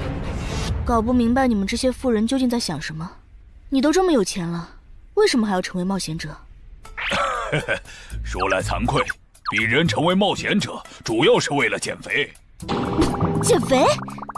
等等，减肥和成为冒险者有什么必然联系吗？这联系可大了。我特意托人问过，目前已知的职业里，有一种不需要锻炼，只要打坐消耗多余的体质，就可以不断变强的。你不觉得这种职业很适合我这种有钱，但是又下不了苦功去锻炼的人吗？花这么多钱竟然只是为了减肥，你们有钱人的世界真难懂。你们在聊什么？嘿嘿，能让我也加入吗？哦呦，连锁子甲都准备了吗？程先生真专业。你之前进地下城的时候也穿的这一套？对啊，如果没有这套防具，我早就死在地下城里了。相反，我倒是很不理解，你们为什么不穿防具？搞定，换班了，下一波哥布林你们手里。行，接下来我们负责打头阵。评分机制，你不知道吗？在地下城内借助的外力越小，完成任务后得到的结算评级就越高。原来还有这种设定吗？我说你的脱离任务咋比我简单？原来是靠全副武装过了地下城。我看你到现在也没有几个有用称号，说白了，你就基础属性等级高些，跟新人比也强不到哪儿去。其实难搞。虽然知道野队不靠谱，但是没想到会这么不靠谱。8人组里竟然有2个新手要保护。你们3个等会儿再聊。拦路的哥布林小队已经清理掉了，可以继续前进了。好的。怎么有3个岔路？正常的5级地穴不是最多只有2个吗？看来我之前的担忧没错，咱们遇到了 bug。这是还不能透露给大众的地下城情报。平均每50个低等级地下城就会有一次实际挑战难度比当前等级高，甚至高很多的特殊情况，也就是 bug。bug 主要分3种情况，第一种是小怪数量的提升，第2种是 BOSS 数量的提升，第3种是 BOSS 强度的提升。比如我们现在遇到的，按照他这个说法，就很接近第1种。我之前经历的地下城，好像多多少少都有点问题。请问，出现 bug 的地下城，结算奖励会比平时多吗？这个要看地下城的实际攻略难度提升了多少。听说运气好，能出14、15级冒险者都眼馋的宝贝。所以，我们如果继续深入，可能会遭遇更多的哥布林。是的。听起来有点危险呢。要不这次就算了，咱们回去吧。反正我也成为冒险者了。不能回。这个地穴的哥布林数量虽然变多了，但 BOSS 的强度没变化呀。我们只要把 BOSS 解决了不就行了？只要速战速决，在大多数哥布林发现我们之前，找到并杀死这个地下城的 BOSS， 其实和正常通关没多大区别。BOSS 的强度没变化，只是你的猜测。要是 BOSS 强度大幅提高，无法快速击杀，等他的援兵一来，咱恐怕就得被困死在这地下城了。所以就要放弃啊？这点风险都不肯担，那还不如尽早转职当后勤算了。这是一点风险，情报不足就去挑战等级比自己高的地下城，简直就是找死。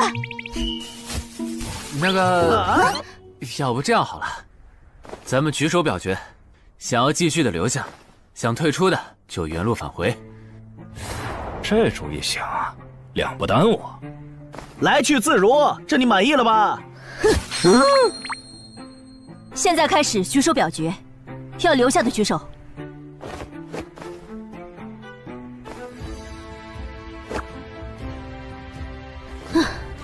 所以说野队就是野队，完全没有封控意识。不是，你有毛病吗？他们等级高，想拼一下我能理解，你实力还不如我呢，你凑什么热闹？但我还是想试试。既然大家已经做出选择了，那就在这里分道扬镳吧。王老板，你的通关费用我晚一点退给你啊。哎呀，不用，就当交个朋友了。走了。哎呀，你等等我！一定要走左边吗？我觉得右边更好啊。那就猜拳，谁赢了听谁的。要是平局怎么算？靠谱吗？这两人平局就走中间呗。我怎么感觉上贼船了？石头，剪刀，不！好耶，我赢了！哎呀，早知道出剪刀了呀，可恶！等下 BOSS 出来了，你不用上，你就负责清小怪，别让哥布林打扰我施法。没问题。那个，你为什么那么不看好他们呀？这个地下城真的有那么危险吗？你怎么知道我不看好他们的？啊，我毕竟是做生意的嘛，基本的察言观色还是会的，所以，我选择退出主要是因为这个称号，它的效果是为佩戴者指出前方的危险。之前的地穴，我就靠它发现地穴深处有俩能要我命的家伙。我听了官方冒险者给的消息，我认为这个入门级地下城是少见的双 BOSS 地下城。一般单 BOSS 地下城要3到5个同等级冒险者才能打通，那双 BOSS 的话，咱们这点人肯定不行。你信不信？我要是跟他们把话说开了，明天情报商人那儿就会有我和我这称号的情报。为啥要我牺牲自己的利益去拦着他们作死？大家又不熟。再说了，作为临时队友，我在保证自己安全的情况下，都尽力劝他们了，不听那是他们的事。那你为什么肯和我说这些？你不用担心，我不会害你。你又不在冒险者这行混，没必要为点情报费招惹我这种有潜力的人。说出来也没啥。哦，这样啊。怎么了？不能再继续前进了，外面有更致命的危险。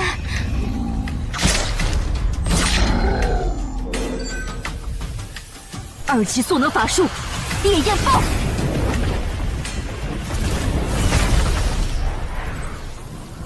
原来林开战前套给我的元素护甲是干这个用的呀！不愧是官方冒险者，虽然同为5级，但他的称号、职业、技能和装备都已经毕业了，而且还是最难凑齐的一套法系职业。干得漂亮！换班，下一波哥布林你们来处理。好的。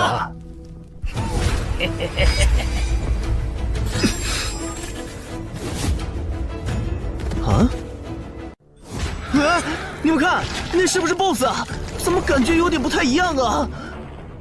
应该不是吧？这么矮，和哥布林勇士完全不沾边啊！等等，这是……大家小心，这确实是 BOSS， 只不过不是哥布林勇士，是哥布林萨满。给我冲！大家速战速决，在哥布林勇士出现以前结束战斗，不然我们就危险了。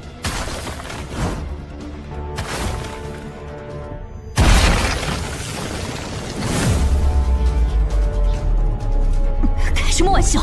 哥布林怎么也开始讲战术了？这地下城到底发生了什么？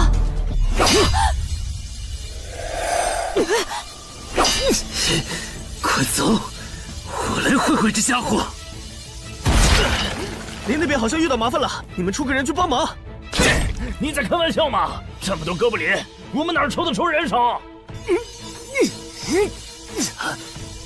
快去帮他们呀！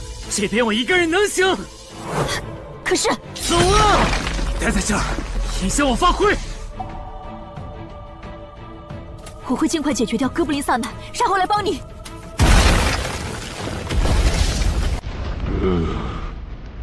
可不，现在没人能打扰我们了。来。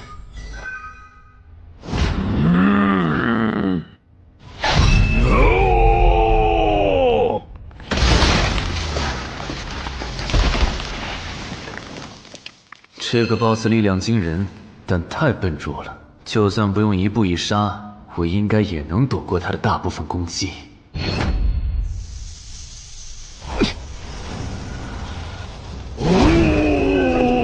化了吗？太简单了。虽然你黄化后的速度和力量涨了，可出招那个计划反而更容易躲了。所以，这就是5级地下城 BOSS 的强度吗？说实话，有点扫兴。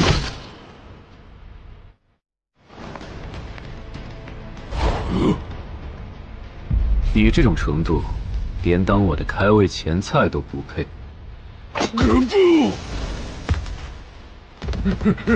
可不！连死战到底的勇气都没有吗？这样看，我以后不用对5级地下城抱有期待了。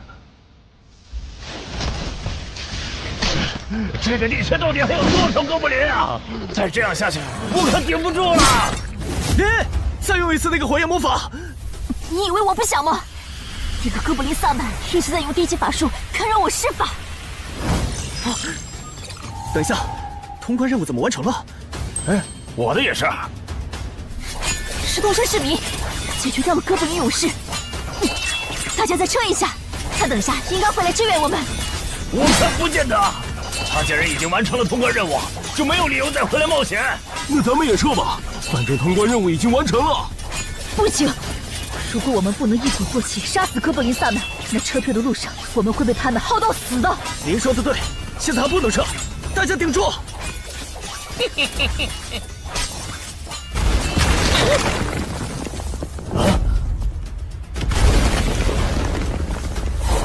石头山市民，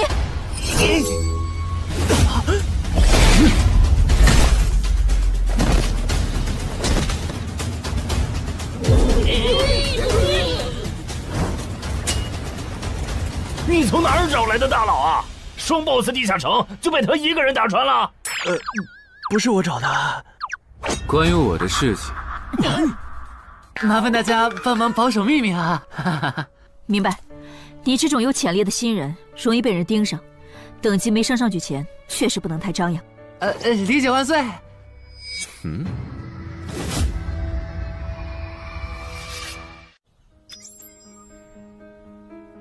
不能出去，外面有更致命的危险。啊，更致命的危险？就是有一个危险程度远比双 BOSS 大的冒险者守在外面，我们出去就会被杀。那怎么办？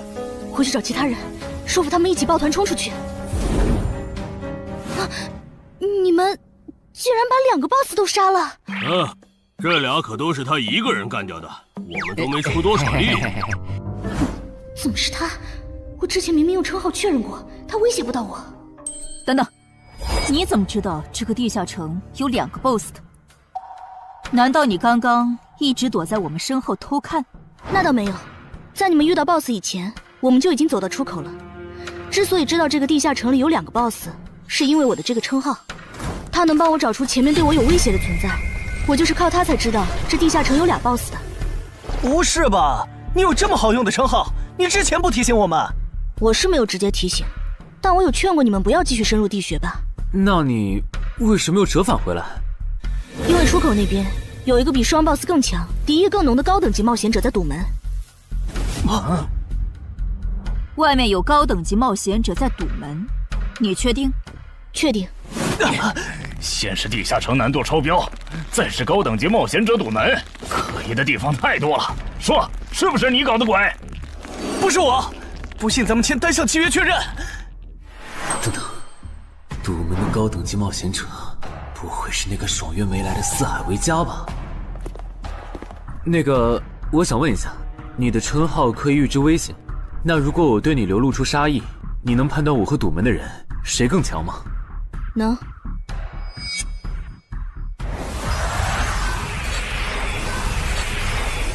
现在，我和外面的那个高等级冒险者，谁强？外面的要强一些。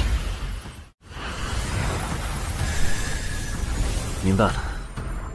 那摆在我们面前的，就只有一条路了。大家先去结算各自的脱离和通关任务，等提升完，咱们就去和出口的堵门者拼命。也只能这样了。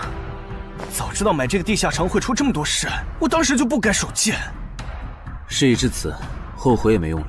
再说，咱们这么多人，未必打不过。这都多久了，怎么还没人出来？那个通关坟场的小子不会死里边了吧？你有没有兴趣？不好意思啊，我想再王老板考虑一下。没想到第一次进入地下城，就让你遇到这种事，实在不好意思啊。结算出来了，这次没有掉落史诗级奇物，看来双 BOSS 的地下城难度也远不如坟场了。感觉下一个地下城可以跳过6级，直接尝试7级了。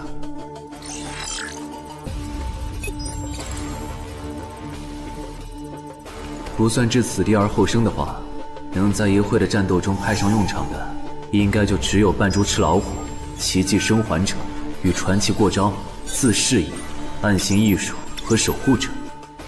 与传奇过招这技能比置死地而后生差点，能让我状态拉满，但要扣4力量、4敏捷、2感知。至于暗行艺术，应该是和扮猪吃老虎搭配，靠扮猪吃老虎走到目标的视野盲区，然后换暗行艺术逐渐接近目标，最后再切到置死地而后生，从而打出完美的偷袭。至于守护者，最合理的应该是依靠与传奇过招的感知加2，提前确定目标的下一步动作。要是目标跑去攻击别人，就切换称号守护者去阻拦他。围绕这2个称号展开的战术，感觉都还可以，但如果硬要选一个，还真不太好选。先瞅瞅新得的职业技能和奇物有啥效果，再决定下一步。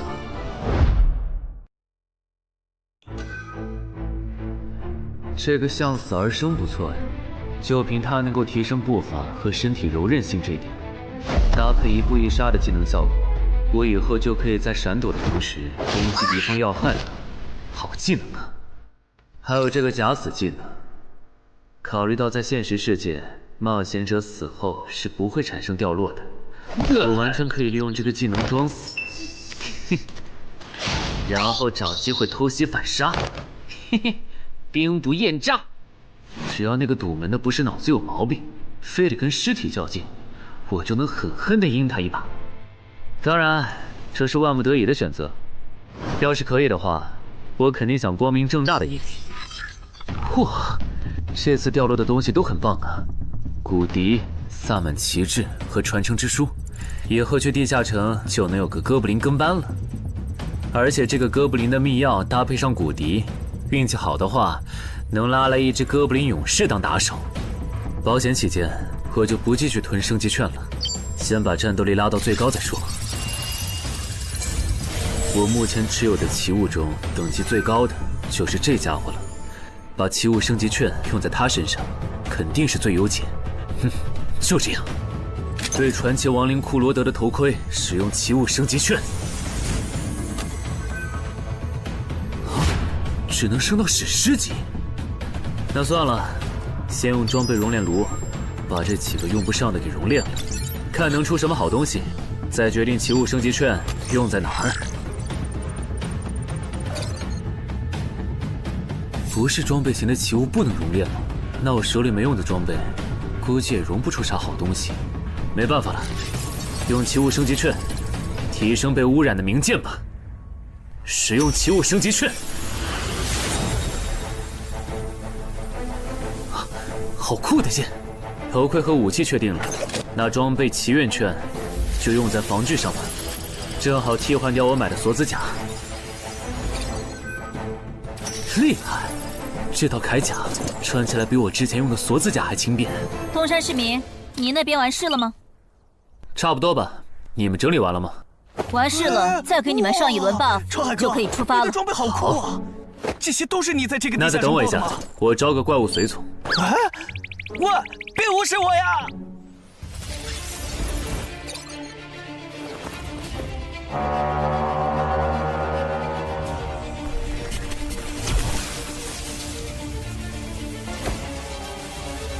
哥布林，你招个这样的怪物随从，没什么意义吧？这小东西连半个战力都算不上，不帮倒忙就不错了。别急，我还没完事。接着，喝了它。不！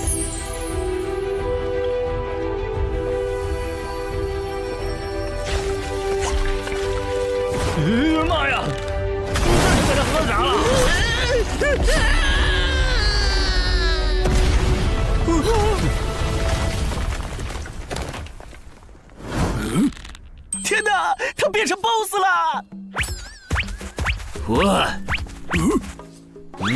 那边有适合你的衣服和兵器，自己拿吧。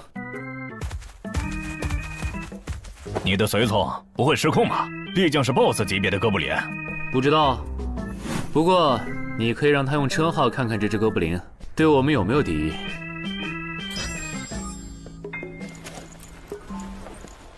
看了，他对我们没有恶意。那就好。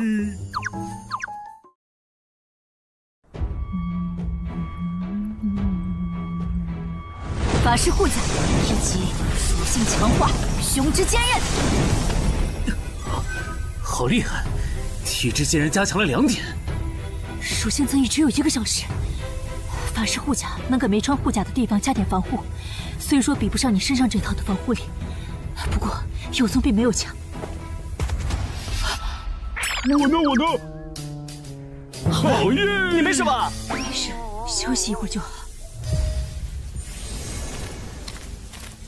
嘿嘿，终于出来了！啊，怎么还混进去了一只哥布林勇士？说好的有人在出口堵门呢，这也没有啊。估计是藏起来了，你用称号看一下他在哪儿。好。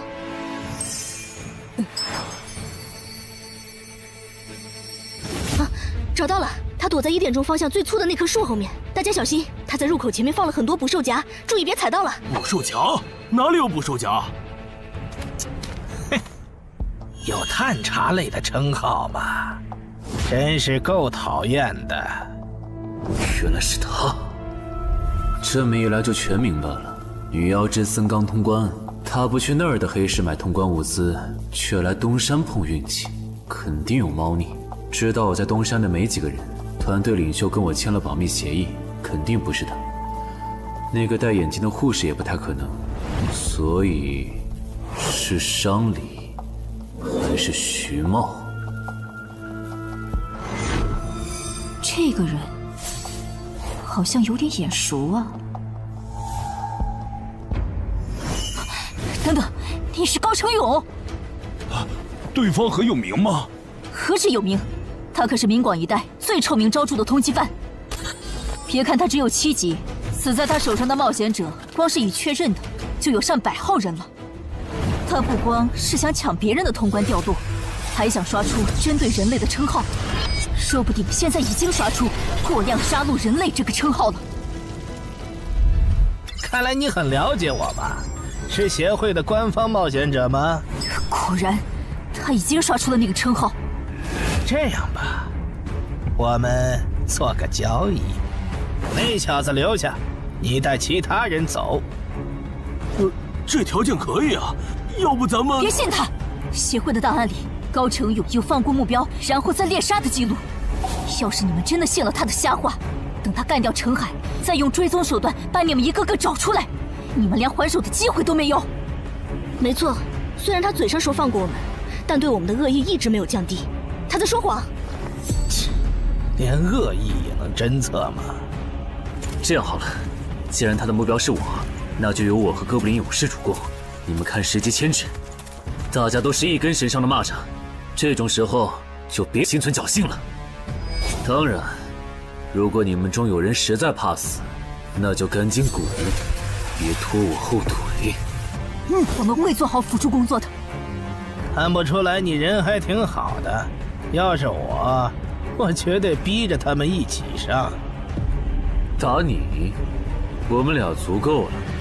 哼，我就知道你们这些走大运拿了 S 级评价的新人，就会自命清高，觉得别人都是你们成长的垫脚石。但现实可不是这样的哟。新人在1到5级时很难搞到成体系的称号、职业、技能和装备。你的武器和铠甲这么豪华，我猜大多是装备吧。不巧哦，我的技能偏克你这类新人。可是，迟缓术。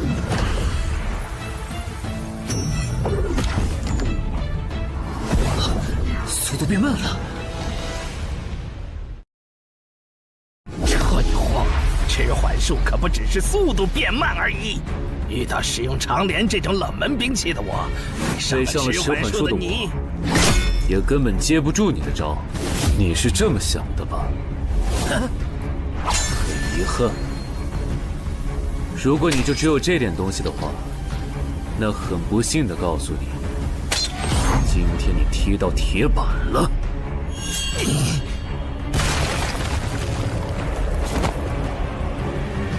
开什么玩笑！我百试百灵的组合技，竟然被他这么简单的破了吗？这真的是只经历了3个地下城的新人该有的水平吗？那个高成勇也没有你说的那么厉害啊！一上来就被陈海大佬没收武器了，感觉陈海大佬都用不上咱们了。不是高成勇不厉害，是陈海太强了。现在的他，恐怕和明省分部重点培养的那位超新星是一个水平。如果我说我认栽，那把长镰我也不要了，能放我一马吧？换位思考的话，你会吗？说的也是。消失了，那件披风的效果是隐身。一想到超新星要死在我手里，我就感到惭愧呀。如果你没遇到我这样的新人杀手，大概会成为传说级冒险者吧。可惜，今天你就要死在这儿了，是你选择的死战。陈海，小心，那人没走，就在你周围。你这娘们儿！你在看哪儿呢？你不可能！你怎么知道我在这里的？因为我感知20，你的一举一动在我这儿都是明白。蛮感知吗？这个人你来上。好嘞。老天，真是不公平！我想问一下，3人冒险者如果要加入协会，录入个人信息大概要多久？工作日的话，半天。这么看来，就是云霄市协会泄露消息的。我申请加入东山的官方冒险者协会，不过我前天口头上答应要加入云霄市的，他们还没录入我的个人信息。现在换到东山，程序上合规吗？当然，我代表东山市冒险者协会欢迎你的加入。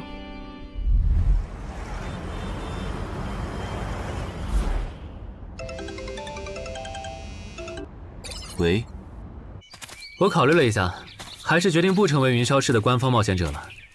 为什么？你的个人信息明天就能录入进系统了，怎么又变卦了？因为我刚刚除掉了一个 A 级通缉犯，叫高成勇。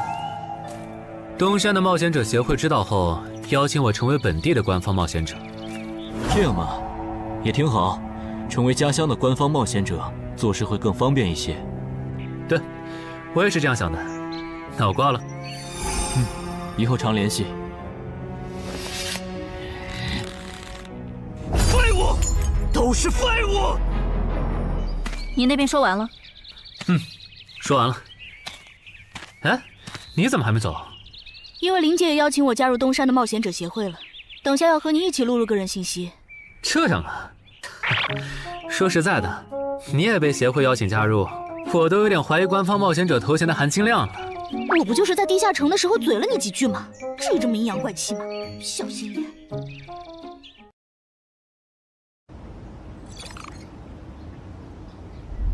请关闭称号和职业技能，用你自己的力量对着他出拳。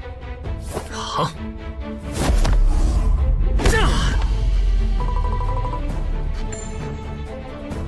不愧是官方，测基础属性的工具比变身馆的强太多了。12点，那我呢？他们测完了吗？测完了，他的力、你都是12。17点，只有12吗？这跟他之前的表现差太远了，我以为他至少14甚至15呢。只有12点却能杀掉9级的高成勇，主流的职业称号肯定够大。等我激活了职业和称号，再测一次，肯定压过你。陈海先生，你的个人信息已经录入了，这是你的证件。这么快？特事特办，你可是以一己之力打穿了双 BOSS 地下城，还单枪匹马完胜高成勇。另外，6到10级官方冒险者每年得通关2次协会指定的同级地下城，不然就得从攻略组调走去情报或资源采集组，把时间花在身体塑造和实战训练上，半年通关1个地下城就行。没问题。还有就是，总部时不时会有借调任务，借调时你表现出色就有奖励，奖励能换协会里的称号线索、转职证书和奇物。不过一般只有9级以上的冒险者才会被借调，你暂时不用考虑这些。有一个问题。你说。称号线索是什么？称号线索是总结好的称号获得办法，你回去用证件 UID 登内网，看看协会称号图鉴里有没有你喜欢的。要是手里有没用的奇物或图鉴里没有的称号线索，就卖给协会，换自己想要的东西。了解。对了，你打算什么时候遣散你的随从？不能在这边养吗？我这只哥布林骨笛是随机召唤哥布林啊，送回去的话，下次召来的可能就不是这只了，那我不就亏了一瓶秘药吗？这你不用担心，除非你的哥布林勇士在那边的世界战死，或者你打算随机召唤别的哥布林。原来如此。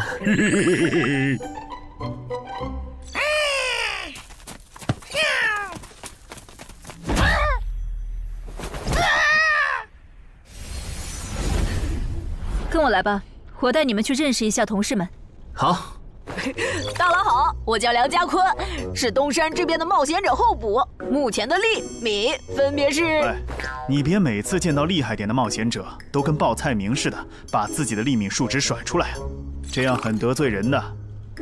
哎，有什么关系嘛？我的数值总不可能比澄海大佬的还高吧？不，你的就是比他高。你是东山这边的入口管理者？在东山专家级地下城没打通前，干不了入口管理者的活。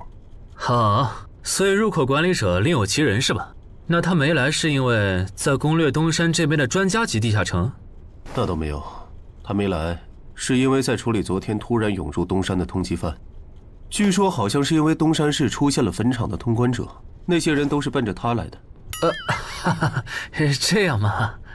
坟场那个老手坟墓啊，哟，那可是出了名的 bug 级地下城，能产出奇物升级券。啊！你们这样看我干什么？我说错话了吗？你还没意识到吗？意识到什么？那个，我就是坟场的通关者。什么？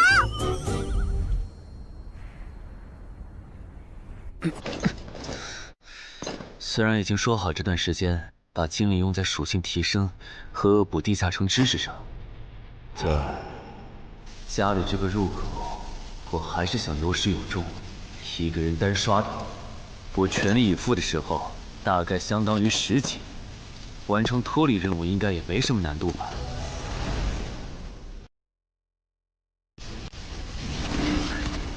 感觉也没怎么变。咦？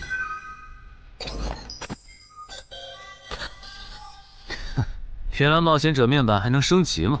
那是不是等11到16级的时候，我的面板还会有变化？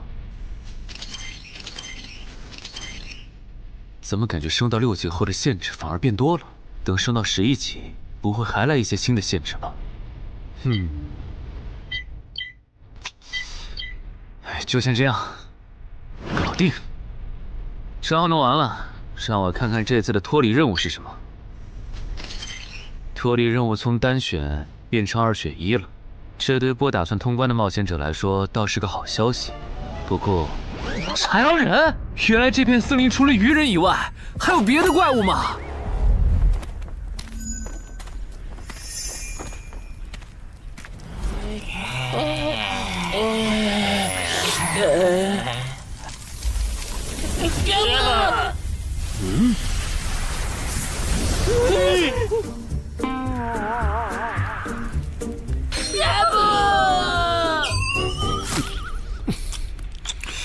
所以在你看来，那些豺狼人阴险狡诈，并且还特别喜欢欺负弱小，是吗？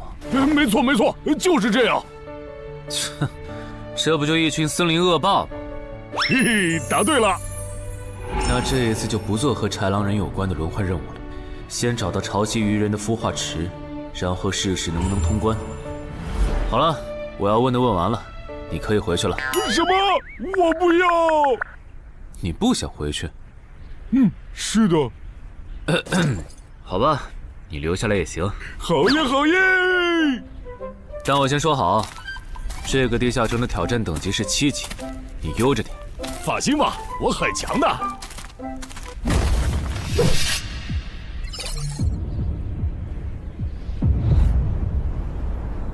结果你还真组了个野队，让人家带你通关。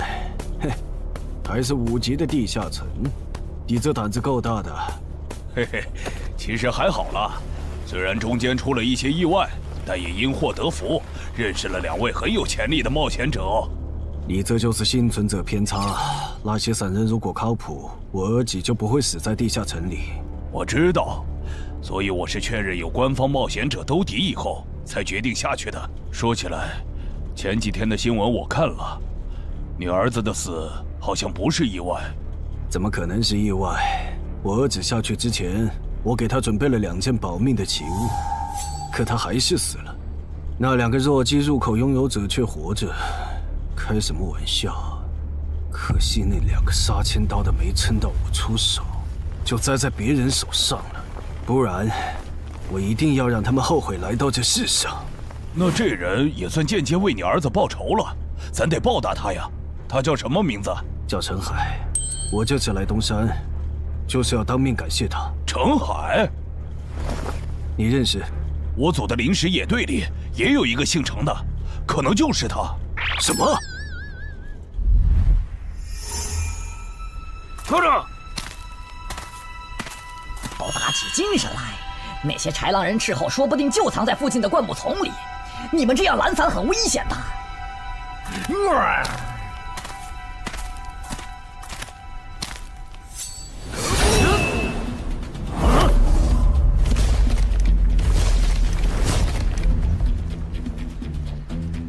话说，你会说他们的语言吗？当然，需要我帮忙翻译吗？先不，我有一个能在这种场合上派上用场的奇物，如果它不好用，我再找你。你们的孵化池在哪？告诉我，我可以留你们一。你以为我会出卖我的族群吗？绿皮傻大个的小跟班儿！你以为我会出卖我的族群吗？绿皮傻大个的小跟班儿！有种你们就杀了我！队长死了，别得意，领军大人会为我们报仇的，咕噜。在湖底有一个水下洞穴，穿过洞穴会抵达一个天然的地下洞窟，我们的孵化池就在那里。你粪土，咕噜！这只留他一命，挂树上。之后咱们去找湖。你跑那么远干什么？人类果然都不是好东西。那个冒险者很强。不好，是白战的霍格。去通知游击队，把湖里的鱼人引出来，给这个冒险者创造破坏孵化池的机会。好的，霍格老大。至于你，哇，这湖比之前用无人机航拍的时候感觉还大。得先找到水下洞穴，然后游好久才能到孵化池。就这要求，能把99%的冒险者都给淘汰掉。不过好在我有海之炎能水下呼吸，虽然不会游泳，但头盔里有库罗德水下战斗的经验。老大，我不会游泳，我可不可以先回去啊？你不会游泳？行吧，那我先送你回去。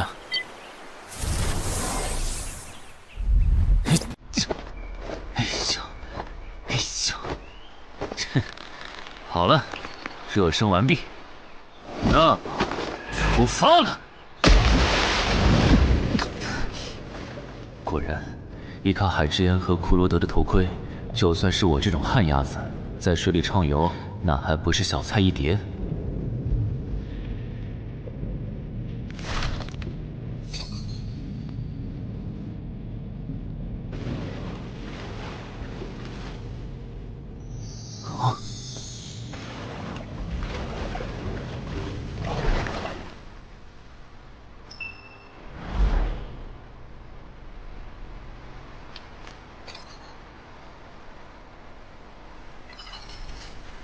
常驻脱离任务完成了，看来这里就是鱼人的孵化池了。但是，怎么没看到守卫？算了，不管出于什么原因，现在是通关的最好机会，这一点不会错。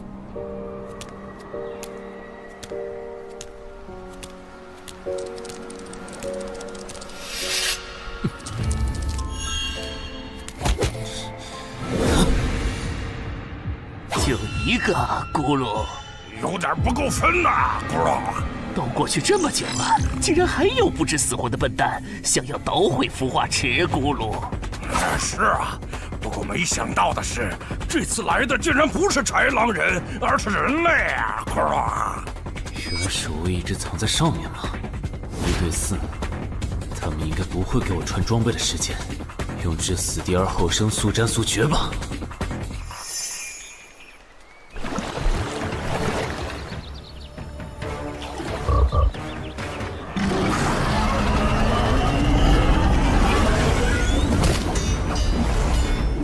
有人类闯入孵化池！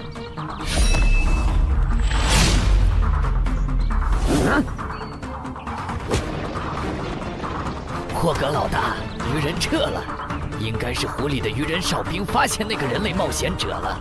派个机灵点的去湖边盯着，如果那个人类冒险者逃出来了，就通知我。好的，霍格老大。这几只守卫的强度比哥布林勇士高不少，他们应该就是这个地下城的 BOSS 吧。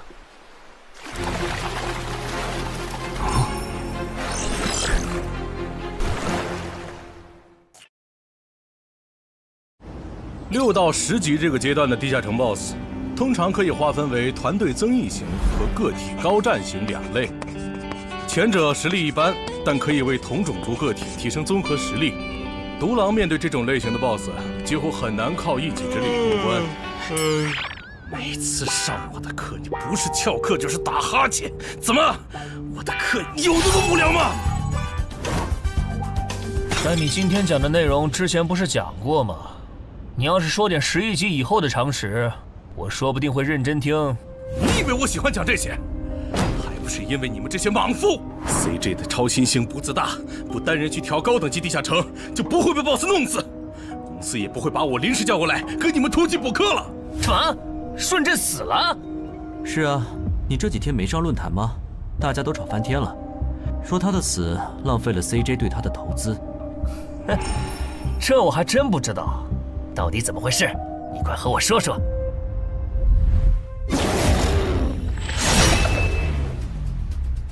小心，这个人类是极其罕见的高感知个体，偷袭对他没用，大家一起上，咱们耗死他！那个鱼人 BOSS 什么情况？都被我杀了这么多精英鱼人了，他怎么还在旁边观望？难道这些实力比哥布林勇士还强的鱼人，在他眼里都是小喽啰吗？这个人类的实力和霍格好像差不多，好在他是一个人来的，可以用数量耗死他。这样的杀戮速度，等精英怪把他体力耗得差不多了，剩下的精英种恐怕也没多少了。到那时，霍格如果察觉到我方兵力空虚的话，恐怕……算了，还是冒一点险吧。终于感到心疼，要亲自出马了吗？奇迹生还者，等这一刻很久了。领军大人小心，这个人类冒险者和霍格一样强。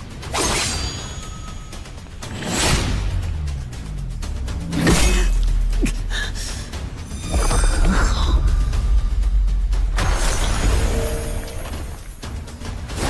领军大别管我，他伤得更重，还不擅长水下作战。就算没我帮忙，你们也能轻松杀掉他。把脑袋给我带回来。是，领军大人。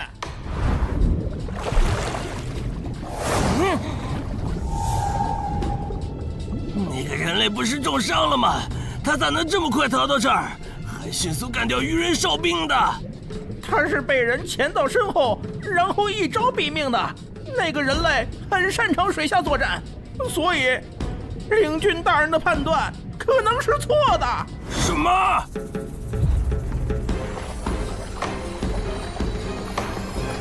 该死，总算活着逃出来了。多亏了这个奇迹生还者呀，不然我就得交代在这儿了。果然和我预想的一样，那个鱼人 BOSS 沉不住气，要是他再稳点，我就会被耗死了。怪不得团长说，独狼到了更高级的地下城会越来越吃力。一条兜肯定没胜算呢，看来我还是得找些厉害的队友了。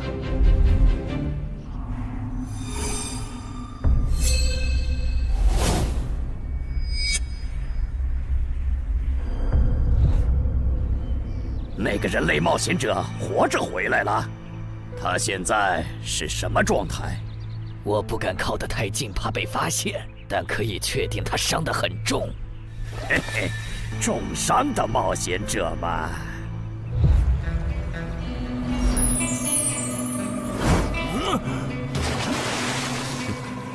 下次再找你们算账。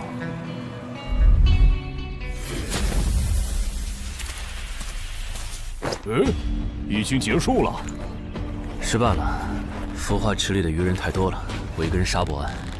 我刚才翻了下你们的传承之书，如果你的战斗累积到一定场次，会升阶为更高等级的百战哥布林。以后你就用这把剑斩杀和你实力差不多的地下城怪物。等你成为了百战哥布林，这剑对你没啥用的时候再还给我。那您用什么？哼，我用这个。啊，对了，你以后得练一下游泳了。后面我还要再打一次这个地下城，到时你得出力。好吧。这一定是豺狼人干的。激活技能，与死亡共舞。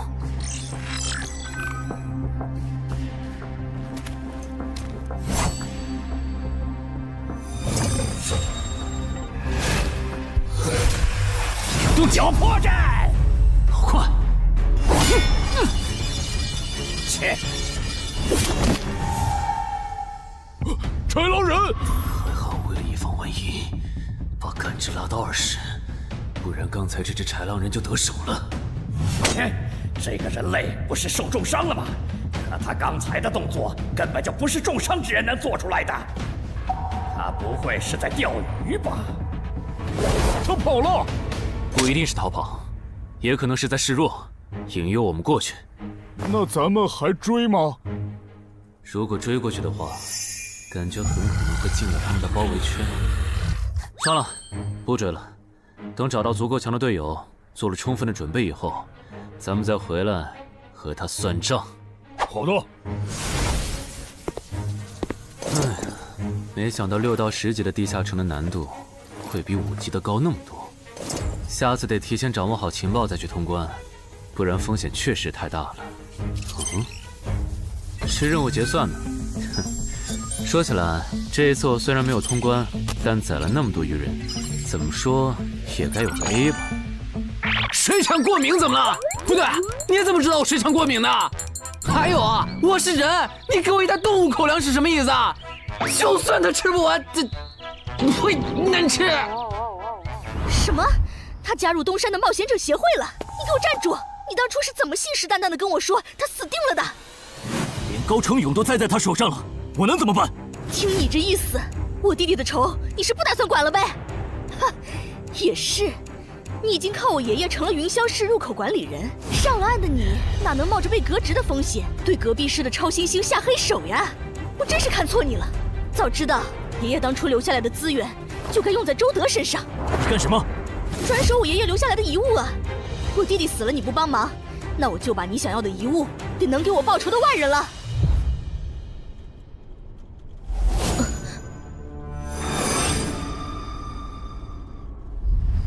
361、362、363。安然，黑市上出现了个你可能会感兴趣的悬赏。说内容。有人用传说级冒险者的遗物作为奖品，悬赏东山市某位超新星的命。徐茂又惹到谁了？不是徐茂，但这个人咱们都认识。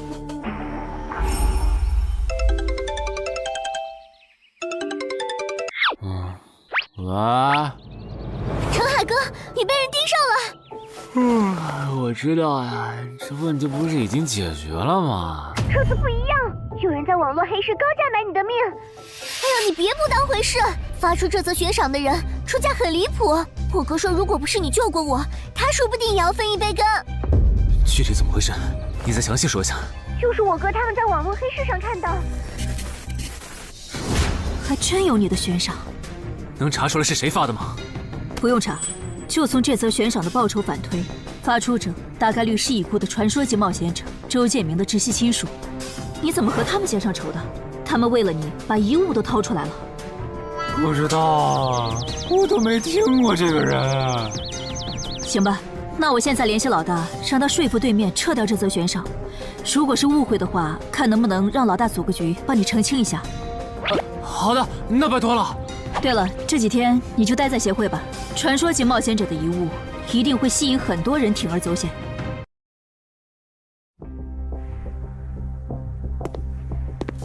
被人捷足先登了？不对，这里似乎没发生战斗。看来那个叫程海的，当时应该在攻略自己家里的地下城。真不知道他是幸运还是不幸。虽然因为家里的地下城躲过了第一波袭击，但被堵在地下城里的话，他连逃都没地方逃。除了我和目标以外，这个地下城还有4个人，不知道是敌是友。你卑鄙！哪有你们人类有病？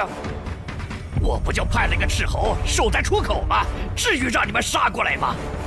搞得我现在受伤不说，手底下的兵也被消耗的差不多了。如果昨天那个冒险者又回来了，不行，留得青山在，不愁没柴烧。这点不能待了，得赶紧走。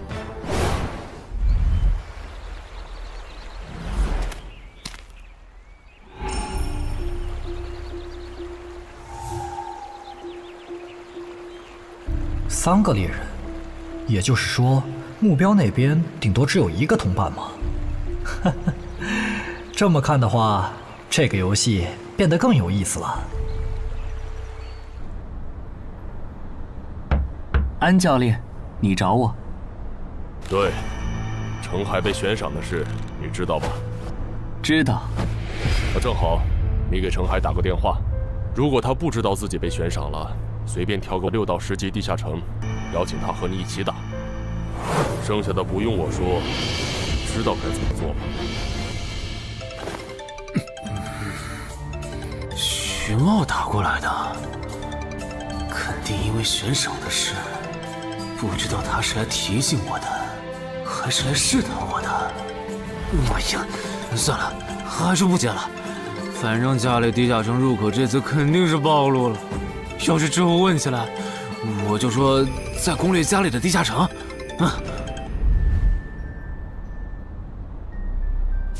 咱们来晚了，那个叫程海的，应该是被前面的人逼进这个地下城里了。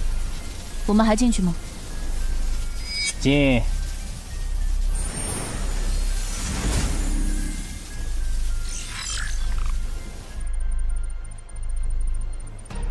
又进来2个人。等等，这个轮换脱离任务怎么变得无法完成了？难道说这个地下城的经营豺狼人已经被杀到不足5匹了？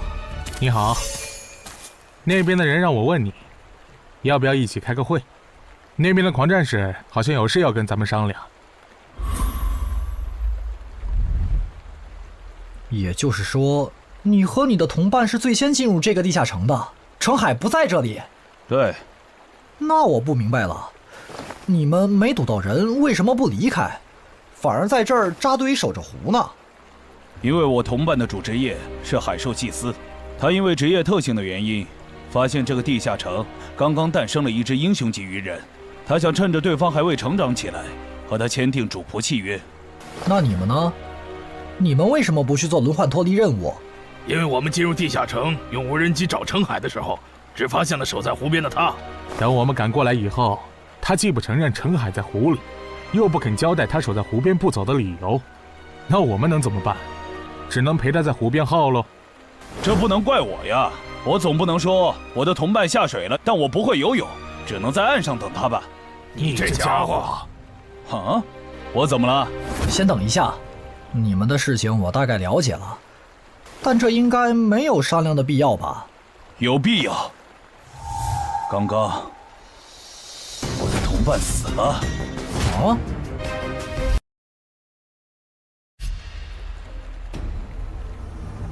力量涌上来了。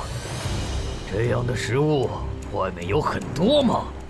除了偶尔出现的人类冒险者，附近的森林里还有一批豺狼人。很好，把他们带过来。现在恐怕不行，因为昨天和今天的冒险者已经把我们的兵力削弱到无法和豺狼人抗衡了。那需要多久？50个日升和日落。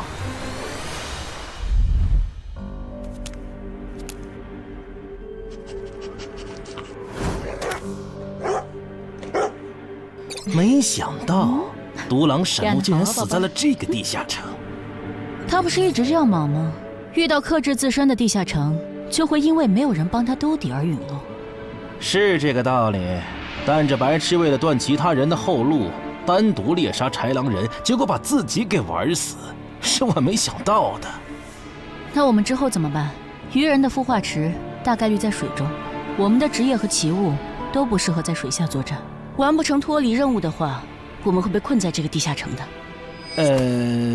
这个地下城的最大挑战者数是15，除了我们和这个白痴以外，还有12个名额。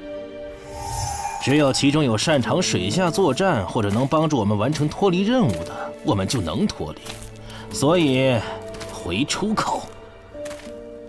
我都说多少遍了，我的同伴是海兽祭司啊！这个职业的水下作战能力很强，以他的实力，不可能连逃回来都做不到。这个地下城绝对不正常。关键是现在要离开这个地下城，只能靠常驻脱离任务，这下麻烦了呀。回出口吧，排除掉那个搞崩了轮换任务的王八蛋，这个地下城还能再进7个人，说不定其他人里面就有能帮助我们完成脱离任务的。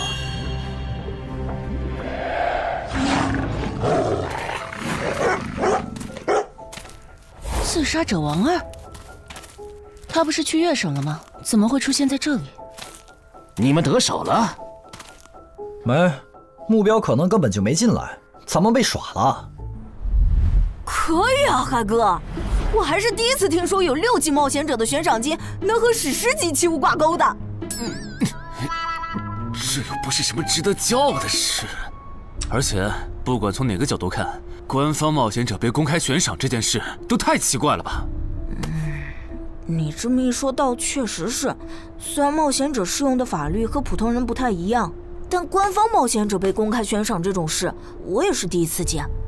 因为悬赏的发起人很特殊，他是已故传说级冒险者周建明的孙女，而周建明就死在天门入口翻船事件中。好痛啊！上吧！所以，战死在天门的周建明的后人才会继承遗物，拥有诸多特权。对，又因为周建明的孙子死在了坟场，而你又救出了2个本不可能活着的一般市民，堵死了他弟弟的生路，所以周建明的孙女才会迁怒于你，想要你死的。照你这说法，我们的矛盾岂不是化解不开了？那倒不至于，老大已经约了米省负责人，也就是周建明的旧友，还有发布者，一起谈这件事情了。快的话，下午就能谈出个结果了。我们没来晚吧？没，刚刚好。嘿嘿，那就好。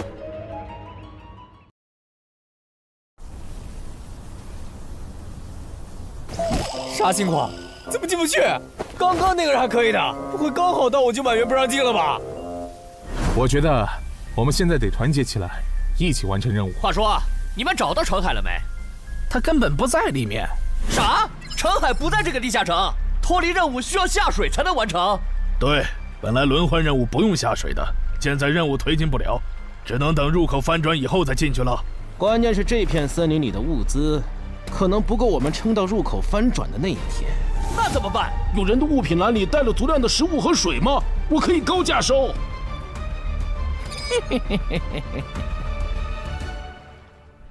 本来也没抱多少希望，不过没想到连刺杀者王二那样的高手都被困在这个地下城里。这样看，少了这些竞争对手，等我完成脱离任务出去以后，说不定真的可以燃制周建明的史诗级遗物了。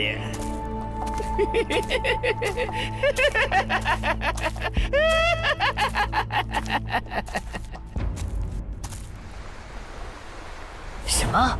有远方的鱼人部落派使者来拜访我们？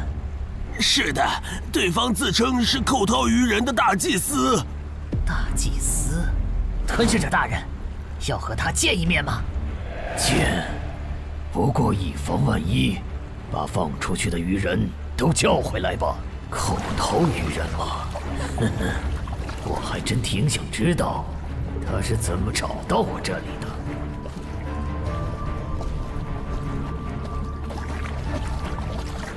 领军大人答应见你了，跟我来吧。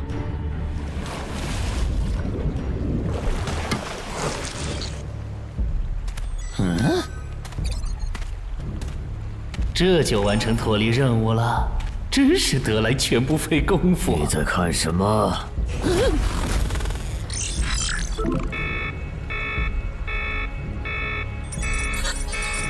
英雄级单位，7级地下城怎么会有英雄级单位？你在发什么呆？吞噬者大人问你话呢。别慌，他们看不到我的任务面板，只要找个理由搪塞过去。理由，有了。本祭司拜访过很多鱼人部落，但像你们这样能把孵化池放在地表生物完全无法到达的部落，我还是第一次见，一时有些惊讶。这样啊，那不怪你，毕竟不是哪一只鱼人都能找到这样的风水宝地。嘿嘿，不对，他有问题。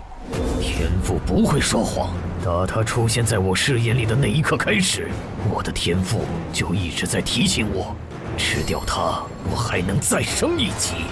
我的天赋是不会对同种族的鱼人同胞生效的，他根本就不是鱼人。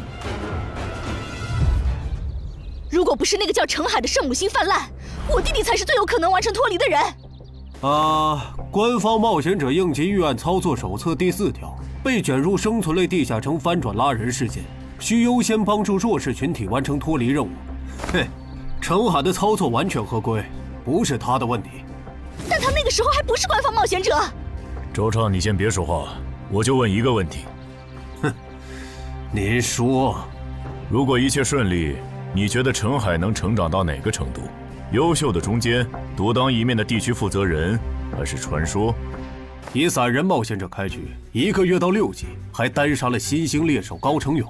不管从哪个角度看，程海都比同期的我要强。再结合他在坟场的表现，我觉得他至少都能胜任地区负责人，甚至有望冲击传说。好，那这事儿就这么算了。我这边稍后会督促华东委托集市的负责人下掉那则悬赏。黄伯伯，差不多得了。